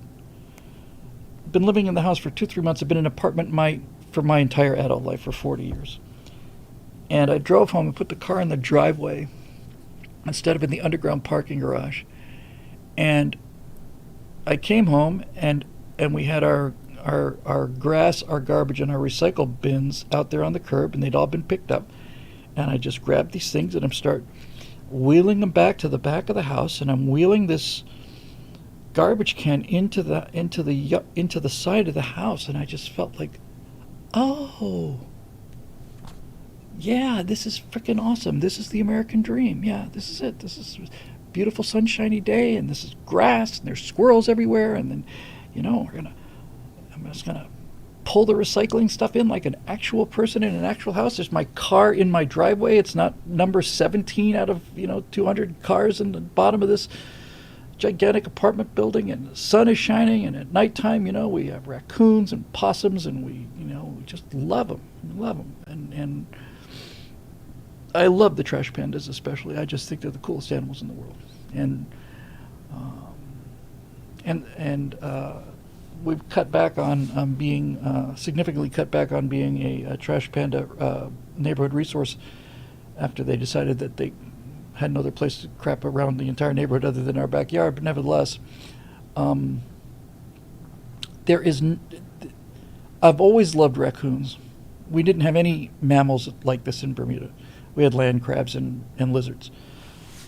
When I visit New York City, I saw squirrels. I couldn't believe squirrels just blew my mind. In Central Park and then in Pennsylvania, squirrels, incredible. Little mammals, awesome.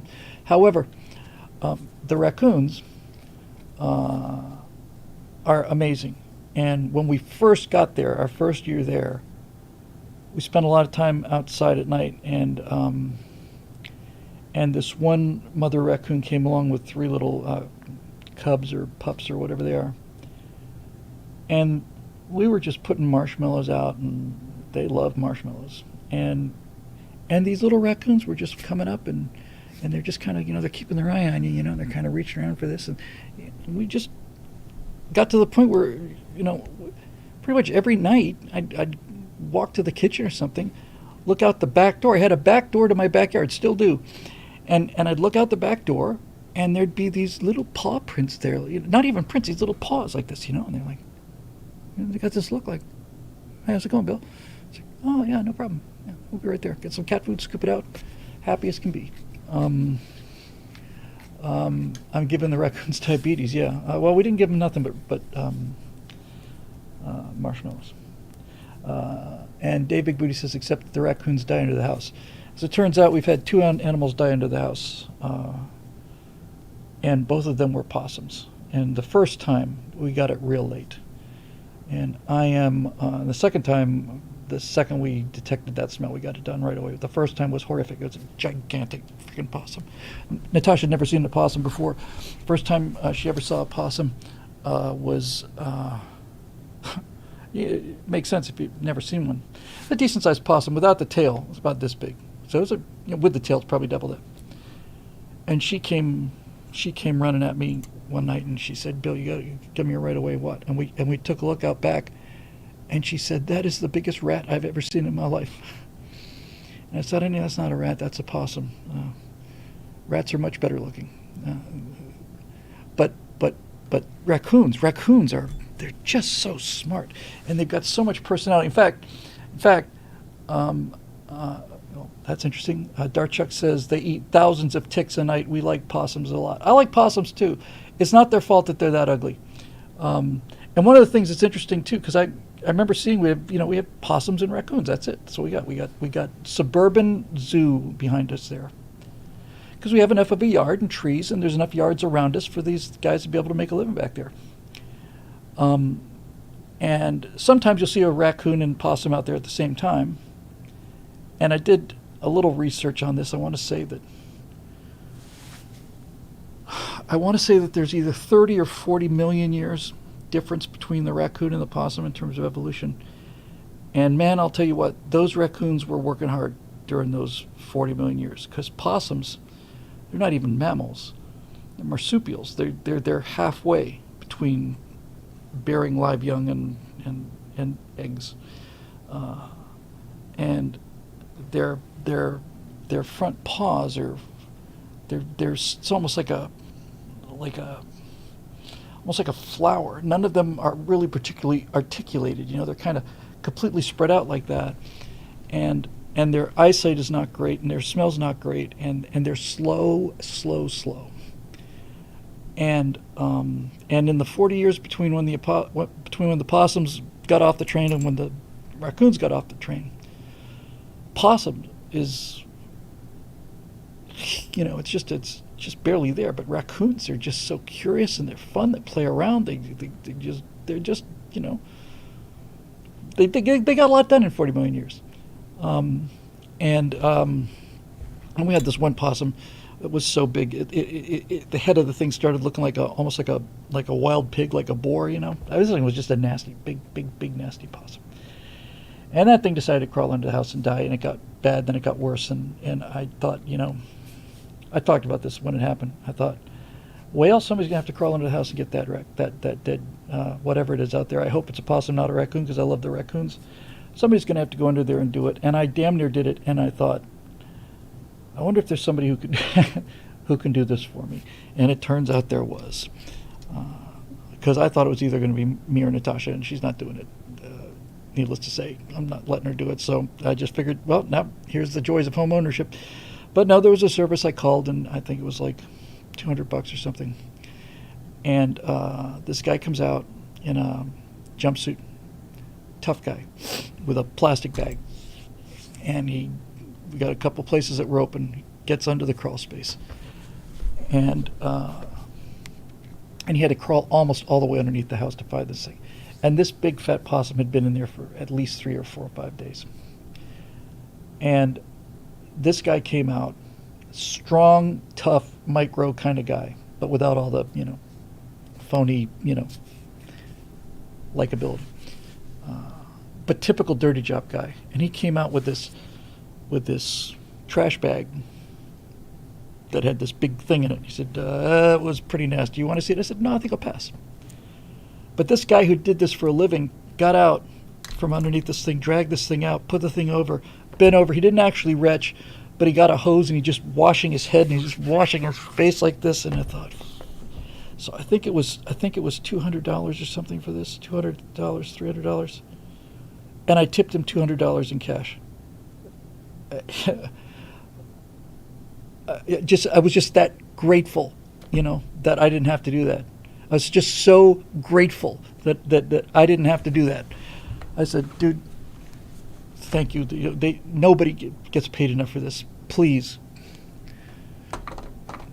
go out and buy yourself what you and your wife a real nice dinner, or whatever you want to do. But honest to God, man, I didn't have to tip him anything on one hand, and on the other hand, I absolutely did. I was cheerfully glad that man was man enough to do this, and I wasn't, because I would have had to, but I sure as hell didn't want to. Okay, let's see where we are here.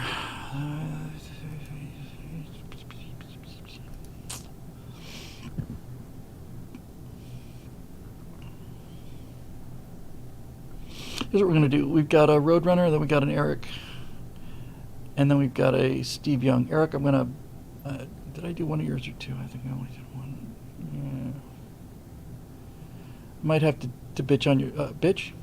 Also to ditch or to bail on your... I could ditch, I could bail, or I could bitch on your second one. I'm getting a little worn, but let's see. Roadrunner for sure.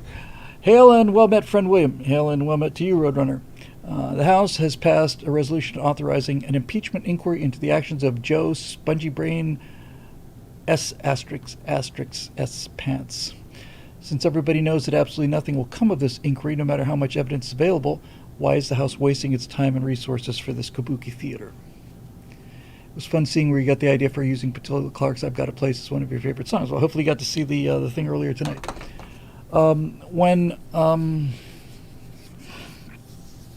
When Trump was impeached, when he was in office, I said, and many others said, okay, so this is the new norm now.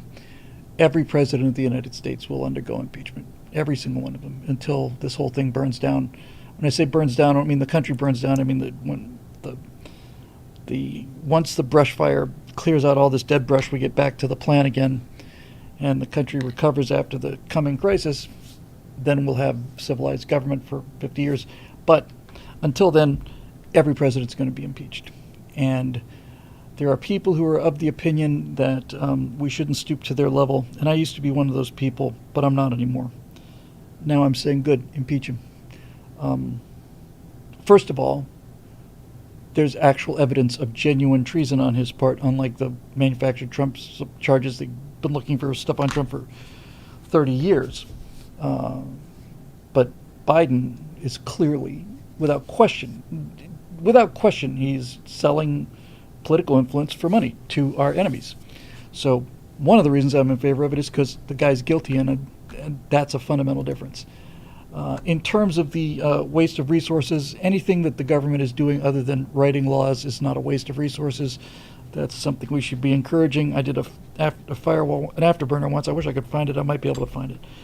Basically says the best money we could ever spend would be to pay every single member of the House of Representatives $1 million a year, pay every senator $5 million a year, and in addition to this, purchase and develop land in the American Virgin Islands or something, and basically this would end up costing us, well, let's see, so $435 million for the House, $5 million for the senators. It's another $500 million. So about $1 billion a year. Be $1 billion a year. Be the best money we could ever spend. If we spent $1 billion a year to pay these guys a ton of money and make sure that they spend their entire time in office on the beach, then the country would recover rapidly. If I told you I could save America for $1 billion a year, that's chump change now. But yes, so since they impeached Trump on trumped-up charges, if you'll pardon the expression, then yes, impeach Biden on real ones. In fact, since they impeached Trump twice, I think they ought to impeach Biden 3 times.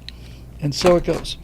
And so one of the most important mechanisms for the actual genuine removal of tyranny in our system of government has been politicized to the point now where it is a publicity stunt. Nancy Pelosi is responsible for this, and Chuck Schumer. Those two people, Harry Reid you can chuck in there, but basically it's the whole Obama thing, weaponizing the opposition. Okay,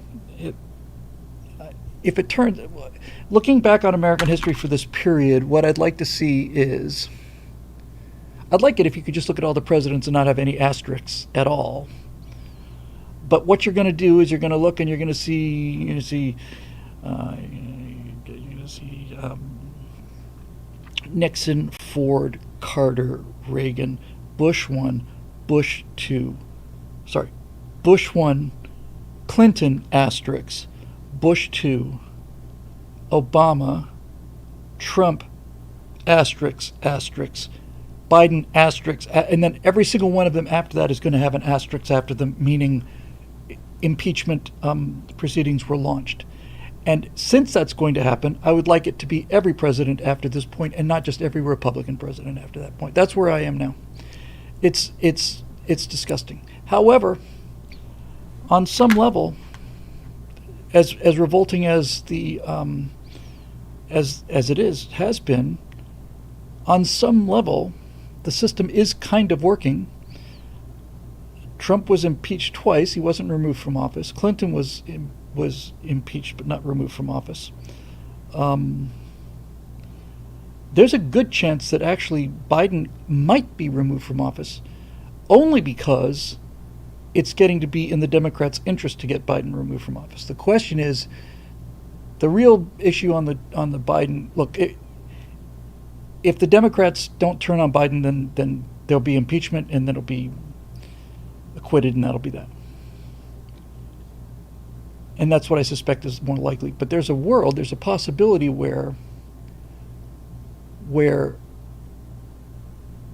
they could look at their internal numbers and realize that Biden is going to get walloped beyond their ability to cheat, that his numbers are so bad, and fully aware that the thing here's the thing about Alzheimer's and dementia, and that is you do not recover from this.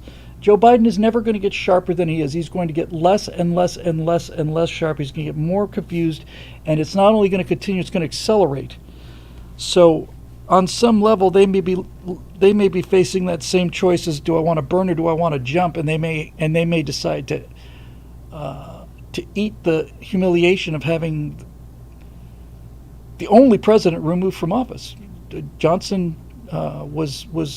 came within one vote of being removed from office. Nixon probably would have been removed from office resigned. So if the Democrats decide that they'd rather deal with the humiliation and take the L for the impeachment thing with the hope of being the only way they can get rid of Biden and possibly win in 2024, if that plays out that way, that's a possibility. Needless to say, if it plays out that way, Biden will not be impeached, he'd resign. But that is a slim possibility.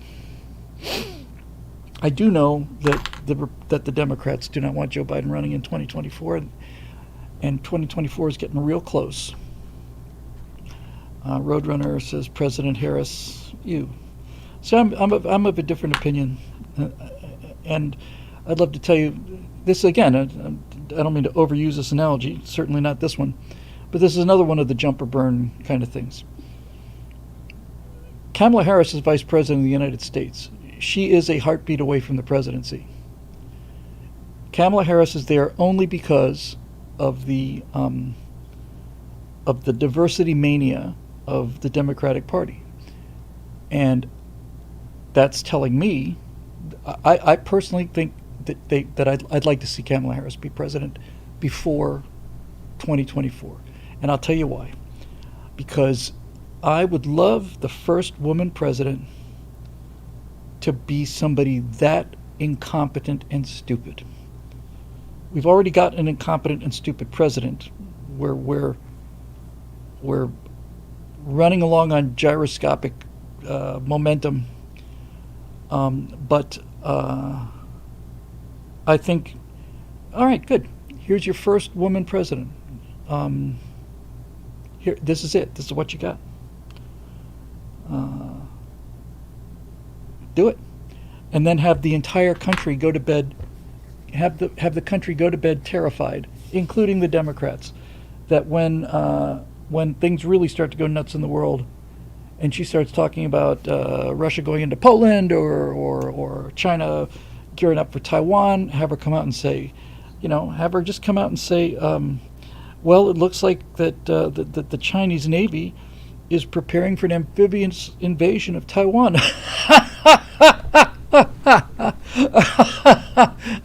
Yeah, all right. You. This is what you put up there. This is your product, it's not my product.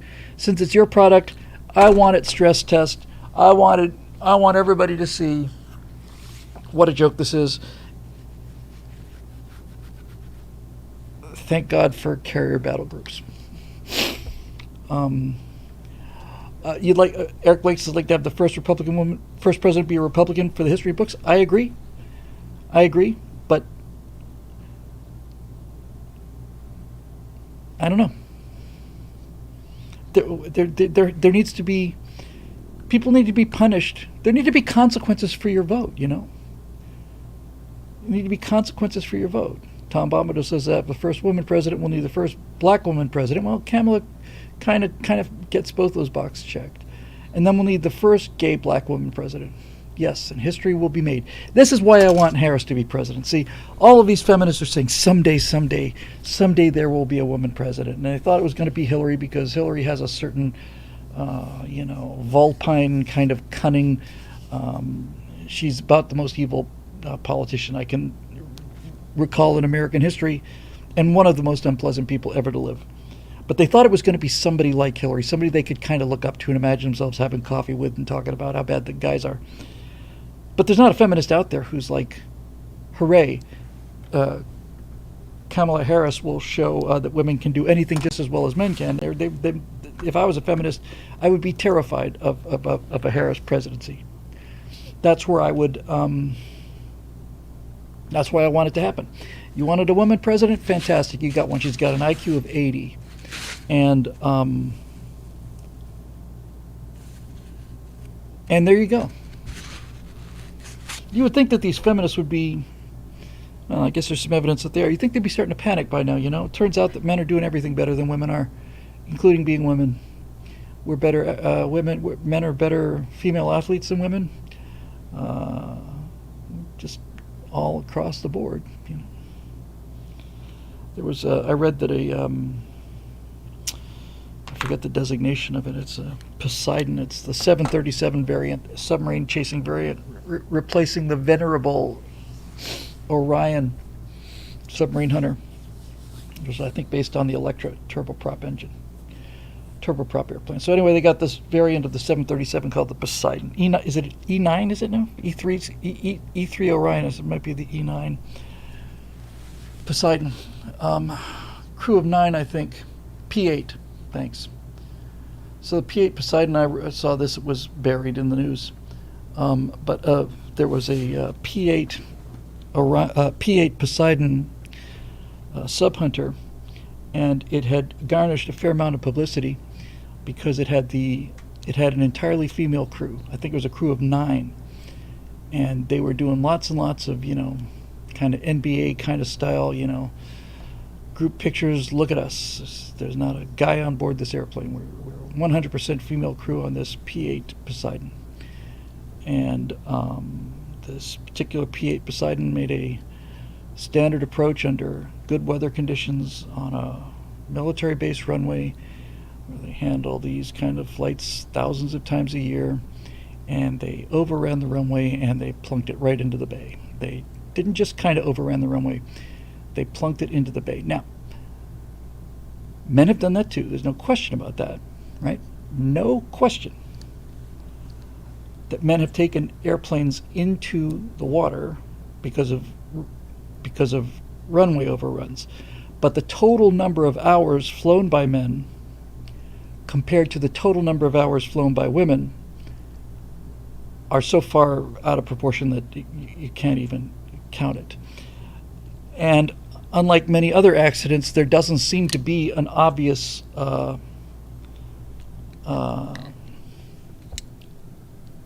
explanation for this. There was no engine failure, nothing. They just botched the landing. And this is not to say that there are not great women pilots. There are thousands of superb women pilots that don't run their airplanes into the water. I'm not saying that I'm not criticizing women pilots. I am criticizing the idea of this, it's an all-female crew. Like, this is something to be, you know, proud of. Is it possible that a male crew could have made that mistake? It's possible. Yes, it's possible. When there the two several years ago, there were 2 surface collisions of U.S. Navy vessels. I want to say they were both destroyers. I think they were both Arleigh Burke-class destroyers. They just ran the ship into another ship for no reason. And in both cases, the officer of the deck were women who had been promoted way ahead of the curve. So this is what I have the problem with. I don't have a problem with women officers. I don't have a problem with women pilots. I have a problem with a society that is promoting women beyond their level of training in order to gain political points. That's what I've got a problem with, just so we're crystal clear on that.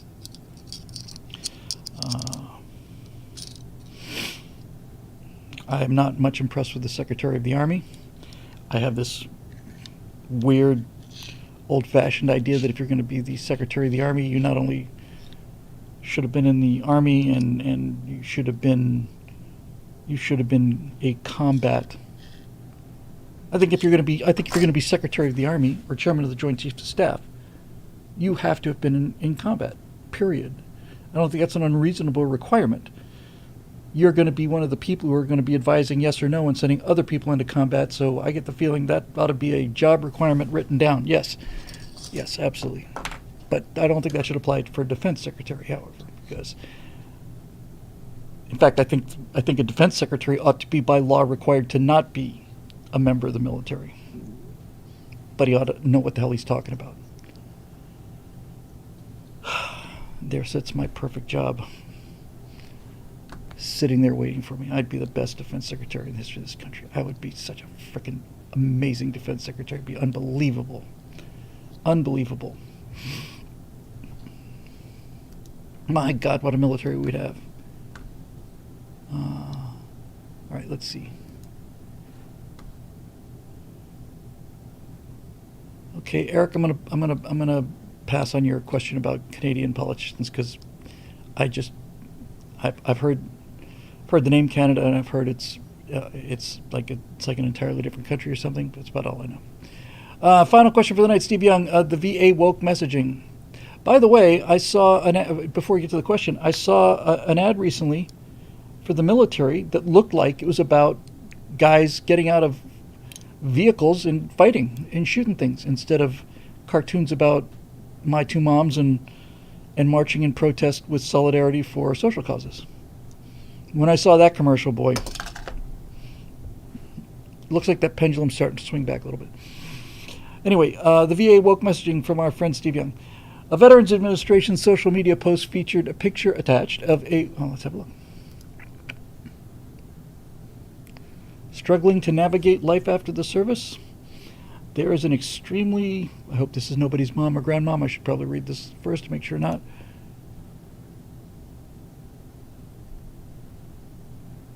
Yeah. So the picture is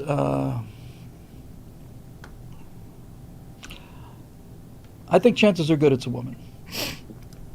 And his question is, Veterans Administration social media post featured a picture attached of a woman with an Air Force woman veteran ball cap on.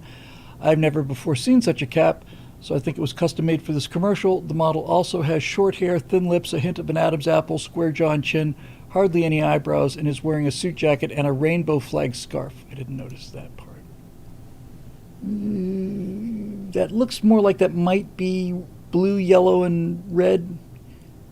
Not 100% sure that's a rainbow flag scarf, but in any event, let's just say that this is not, how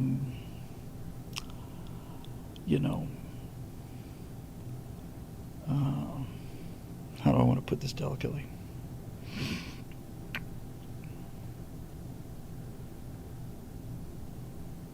This is not Christy Brinkley in a veteran's cap.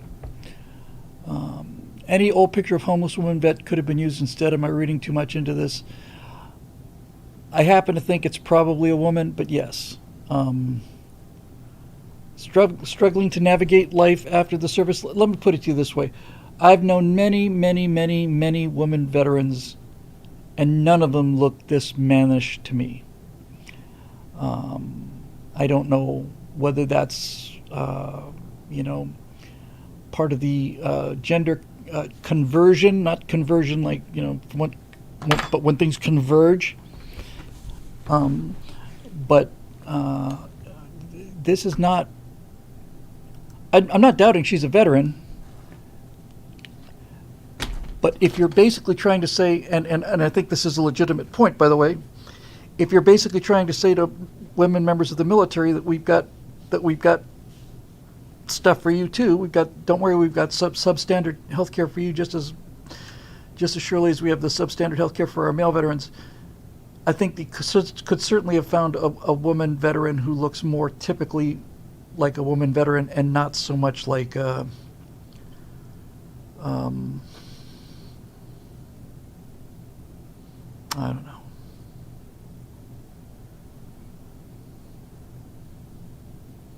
This is extremely unkind of me.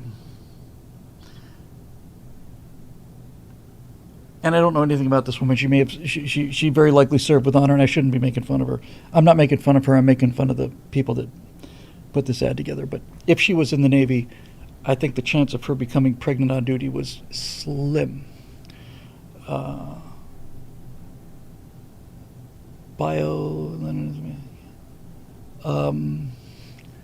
Anyway, it is.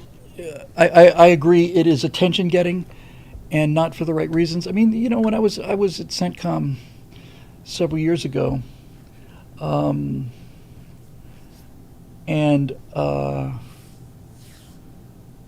the thing that struck me the most about the women at CENTCOM, and they made up, I would say, at least a quarter, if not a third, of the people in the room.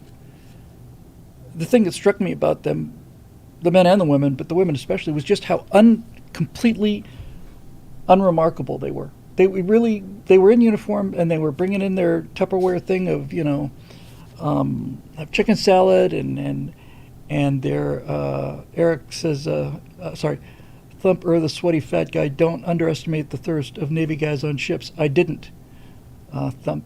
I didn't underestimate that at all. You haven't seen the picture.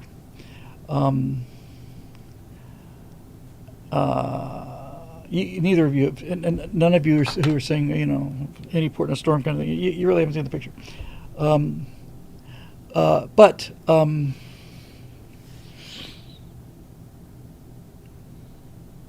what the hell was I talking about?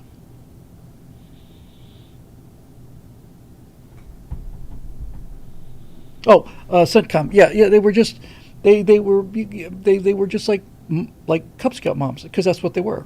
You know, they were Cub Scout moms who whose job was to get out there and kill terrorists effectively and with high level of precision and with zero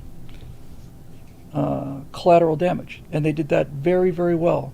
That's the thing that most impressed me, and this is the thing I've tried to not that Natasha needs it explained to, she understands it, but I sometimes, as you know, go on and on about things, and one of the things that's most astonishing to me about the United States military, and the thing that I wanted more than anything in a military, is I'd like a military that is both lethal and kind, and was able to make a clear and continuous moral decision between guilt and innocence, and be ruthless with the guilty and extraordinarily careful with the innocent. That's what I would like, and that's largely what we have.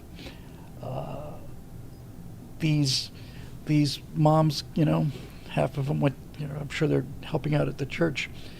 They're great mothers and grandmothers, and in the daytime they go into this room and they get images from Reaper drones, and they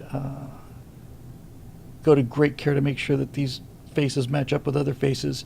Then they have to go and get, for every single missile that comes off of the rail, I'm sure this is true all around the world, every single time a weapon, at least in the current situation, I'm sure in a highly kinetic situation, it's somewhat different, but since the late 2000s anyway, anytime any kind of a weapon comes off of any kind of a United States asset, it is reviewed by a general, at least one, has to basically say, yes, I concur with this assessment. This is in fact our target, and this is in fact a situation where we can pay a visit to this target without killing innocent people. So yeah, take the shot. It's not like yeah, well, maybe we'll get it wrong. They are very, very serious about this, and they always err on the side of caution. That's exactly what I want in my military. That's why I defend them as strongly as I do. Sad Wings Raging with a $20 super chat for the Tappy 3 fun jar. That fun jar is getting bigger there, by golly. The CIA doesn't have that restriction, says Roadrunner. I've said before, I'll just briefly mention it because it wasn't too long ago. I did get a chance to meet a former member of the company, the CIA, which of course stands for Christians in Action. And he was a big part of the agency in the 60s and 70s. And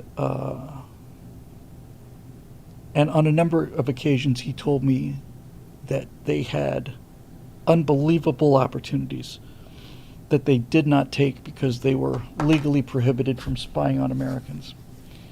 And I don't know if that's still the case, but it has been the case. And those guys talk about the modern agencies, and they say, I just can't believe what's happening. And I would get out. And so I'd love to tell you those agencies still have that kind of ethos, but you can't have a free country that's run by morally evil people. There has to be good people there, and if there aren't good people there, then there's nothing going to save you. So the problem with living in a free society is we have nobody to blame but ourselves here.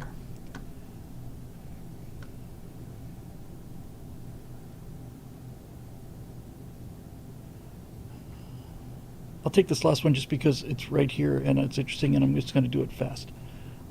From Subtle Cougar, whose name I haven't heard before. It's largely why I'm doing it.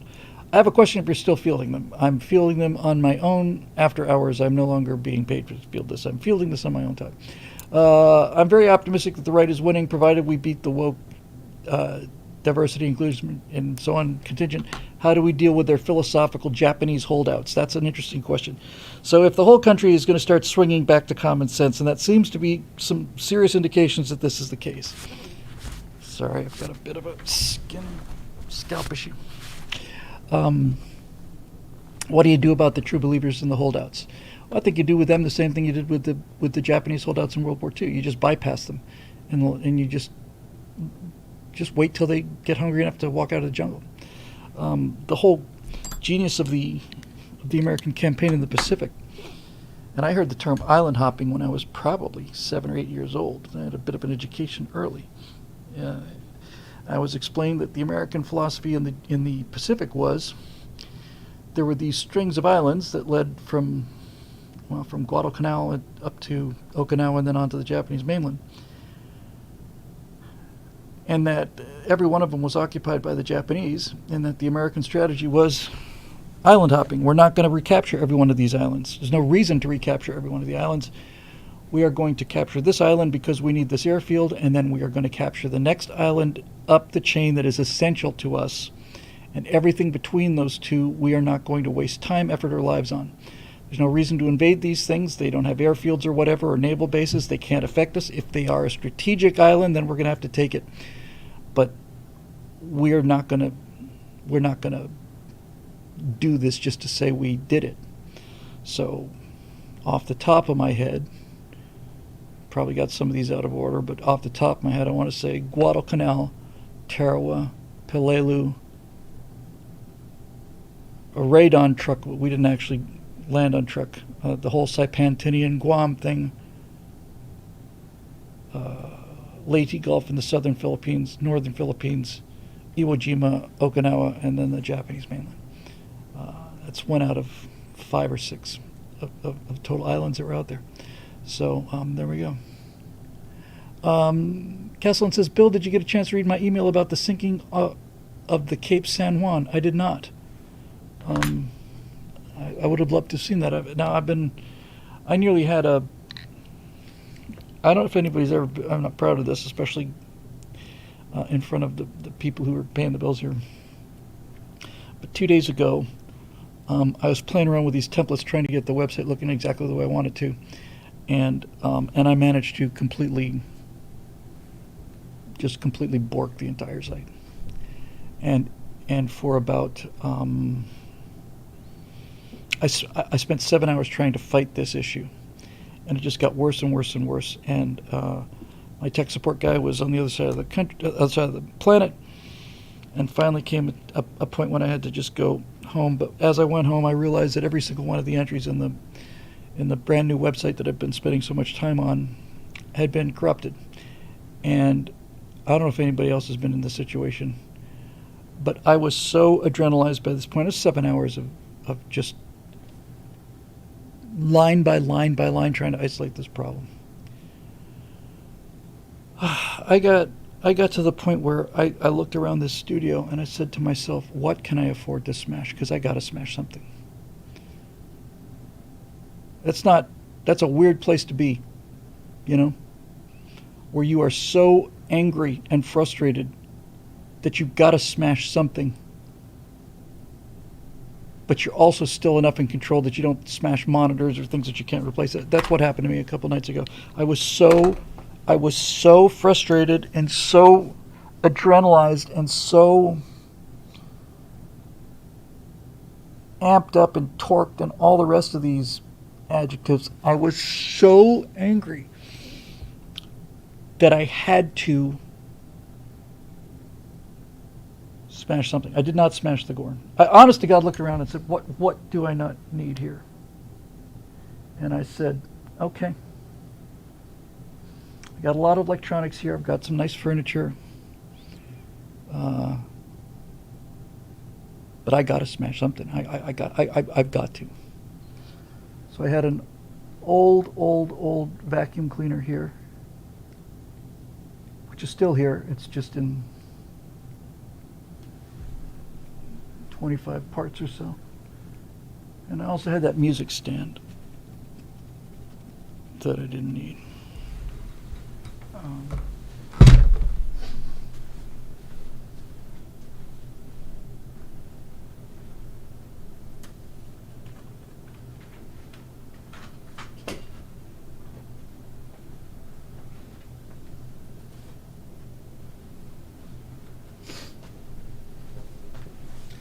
I put so much effort and time into this website and so much frustration, and I've often felt that, in fact, I always feel that 95% of the work I do is just fixing things that should be working anyway. So this is part of a vacuum cleaner, and this is part of a music stand.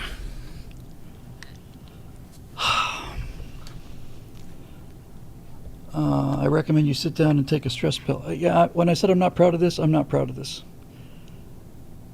I'm just not. That was the level of frustration. It was not even anger.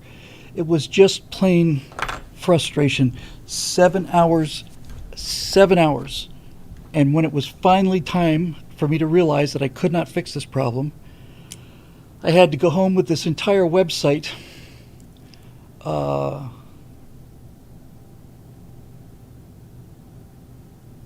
mess, and I just had to do something about it. Now, Jay Battis says, sorry, Bill, not a good look as a future defense secretary. See, I disagree. I think it's a perfect look for a future defense secretary. It's not a good look for future president. This is what you should do. This is my theory of the defense secretary. The defense secretary should be terrifying to our enemies. Terrifying. Because I think the perfect combination, and not just for the defense, I think the perfect negotiating combination for the Secretary of State is for the president to be able to say, look, Vlad, I'd really like to make a deal here. I really would. But Bill is 100% on board with this whole turning you into glass kind of thing. And he's making some really, really strong arguments. You know, I mean, I got him on a leash, man, but he's not only like not afraid to do, he's like really, really, really looking forward to it. Don't make me, you know, I don't want to do that. But he does. That's the whole essence of Curtis LeMay. How can General LeMay, you command the most destructive force in the history of mankind. You're in command of the Strategic Air Command, and yet the hypocrisy of it. Your motto for the Strategic Air Command is peace is our profession. And LeMay turned to this reporter and he said, no, peace is our profession. War is just something we do for kicks. That guy. That's the guy. Yeah, and Mad Dog Mathis, you know, be polite, be courteous, but have a plan to kill every person you meet. There's something to that. And by the way, like I said, I wasn't out of control. If I was out of control, I just would have smashed things. I was just fully adrenalized, and I didn't have a baseball mitt or a bat or any other things. So I just found things that cost less than $30 and took it out on them. That's controlled violence, you see. And I didn't have to show that either. I just wanted to show it because I wanted people to be just a tiny little bit like, percent sure. Okay. Yeah, invest in a heavy bag perhaps. But the problem with a heavy bag is that you can't destroy a heavy bag, and it's the that's the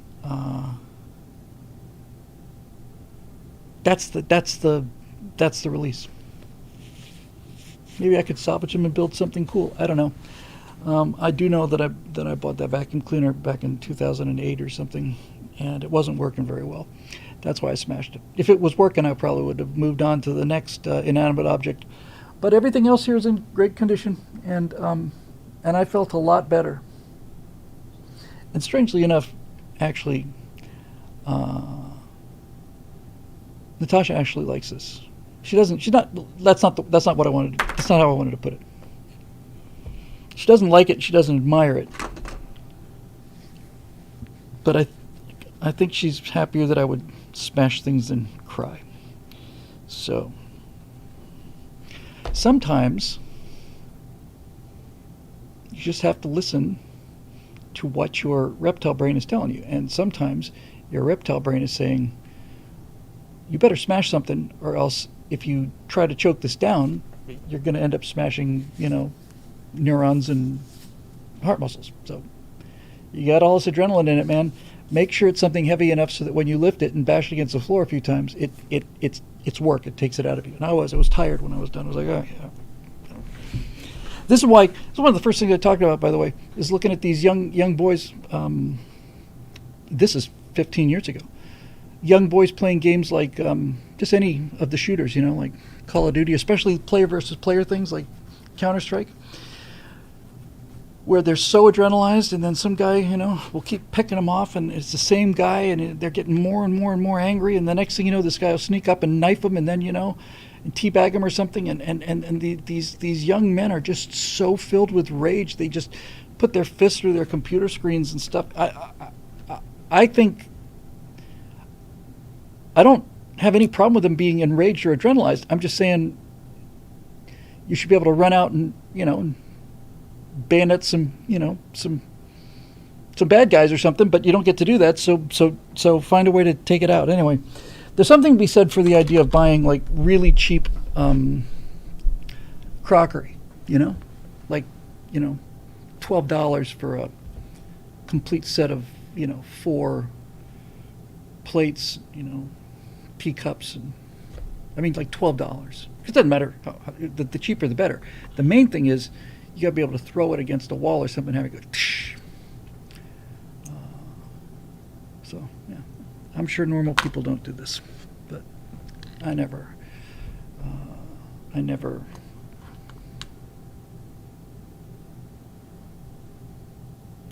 aspired to that title. I always just knew better. Anyway, that's what I did. So I'm not saying that to show you what of an out of control lunatic I am. That's how frustrated I was after 10 weeks of what I was told would be 4 days. This is snowing in here. Look at this. Something or other. Has bill address G tag. I don't know what G tag is. So no, he's not. Now I just pump iron. That would be great. By God.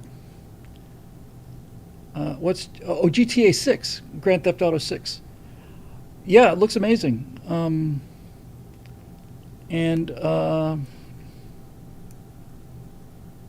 And it's going to make $1 billion trillion. So I hope.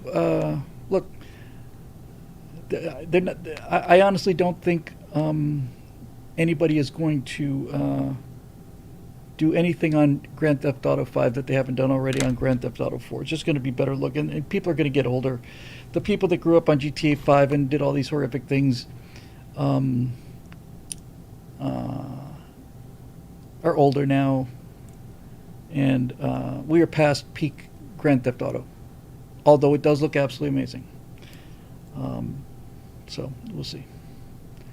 Some people, Tom says, I don't know why I understand why people are calling it woke. It looks great. It's probably because there are female badasses everywhere, you know. Okay. Problem is that in real life, these women think that they're badasses, and it ain't necessarily so. Anyway, I'm about done, I think.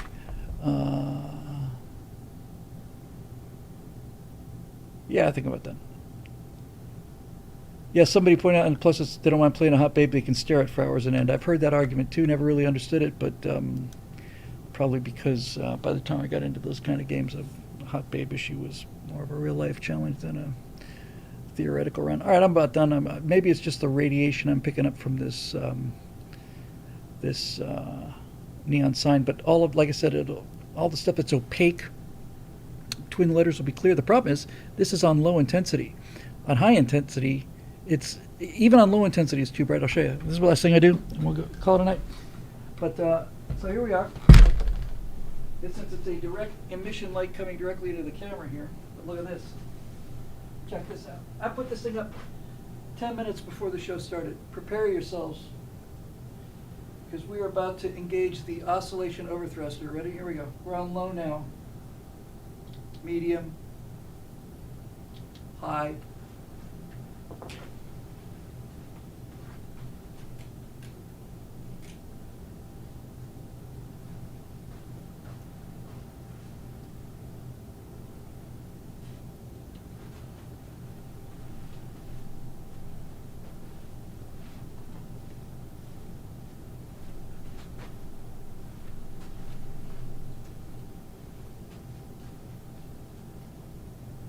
Anyway, this show is made possible by the members at BillWhittle.com who keep the neon lights burning here and have for a very, very long time.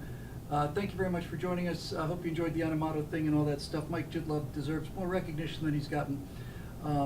If I appear to be 7 or 8 shades darker when you see me next, it's just because I'm soaking up a great deal of radium at this point. It's made in China, so, you know, it's worth it, though, as far as I'm concerned, because I think it's bitchin'. And be sure to turn everything up to high, and that'll do it for this edition of the Stratosphere Lounge. So we'll see you guys. We'll see you next time.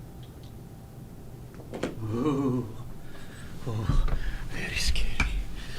Oh, Count Floyd is going to be bringing a really scary movie next time. All right, I've had enough of this nonsense for one night. Good to see you. See you next time. See you. Bye.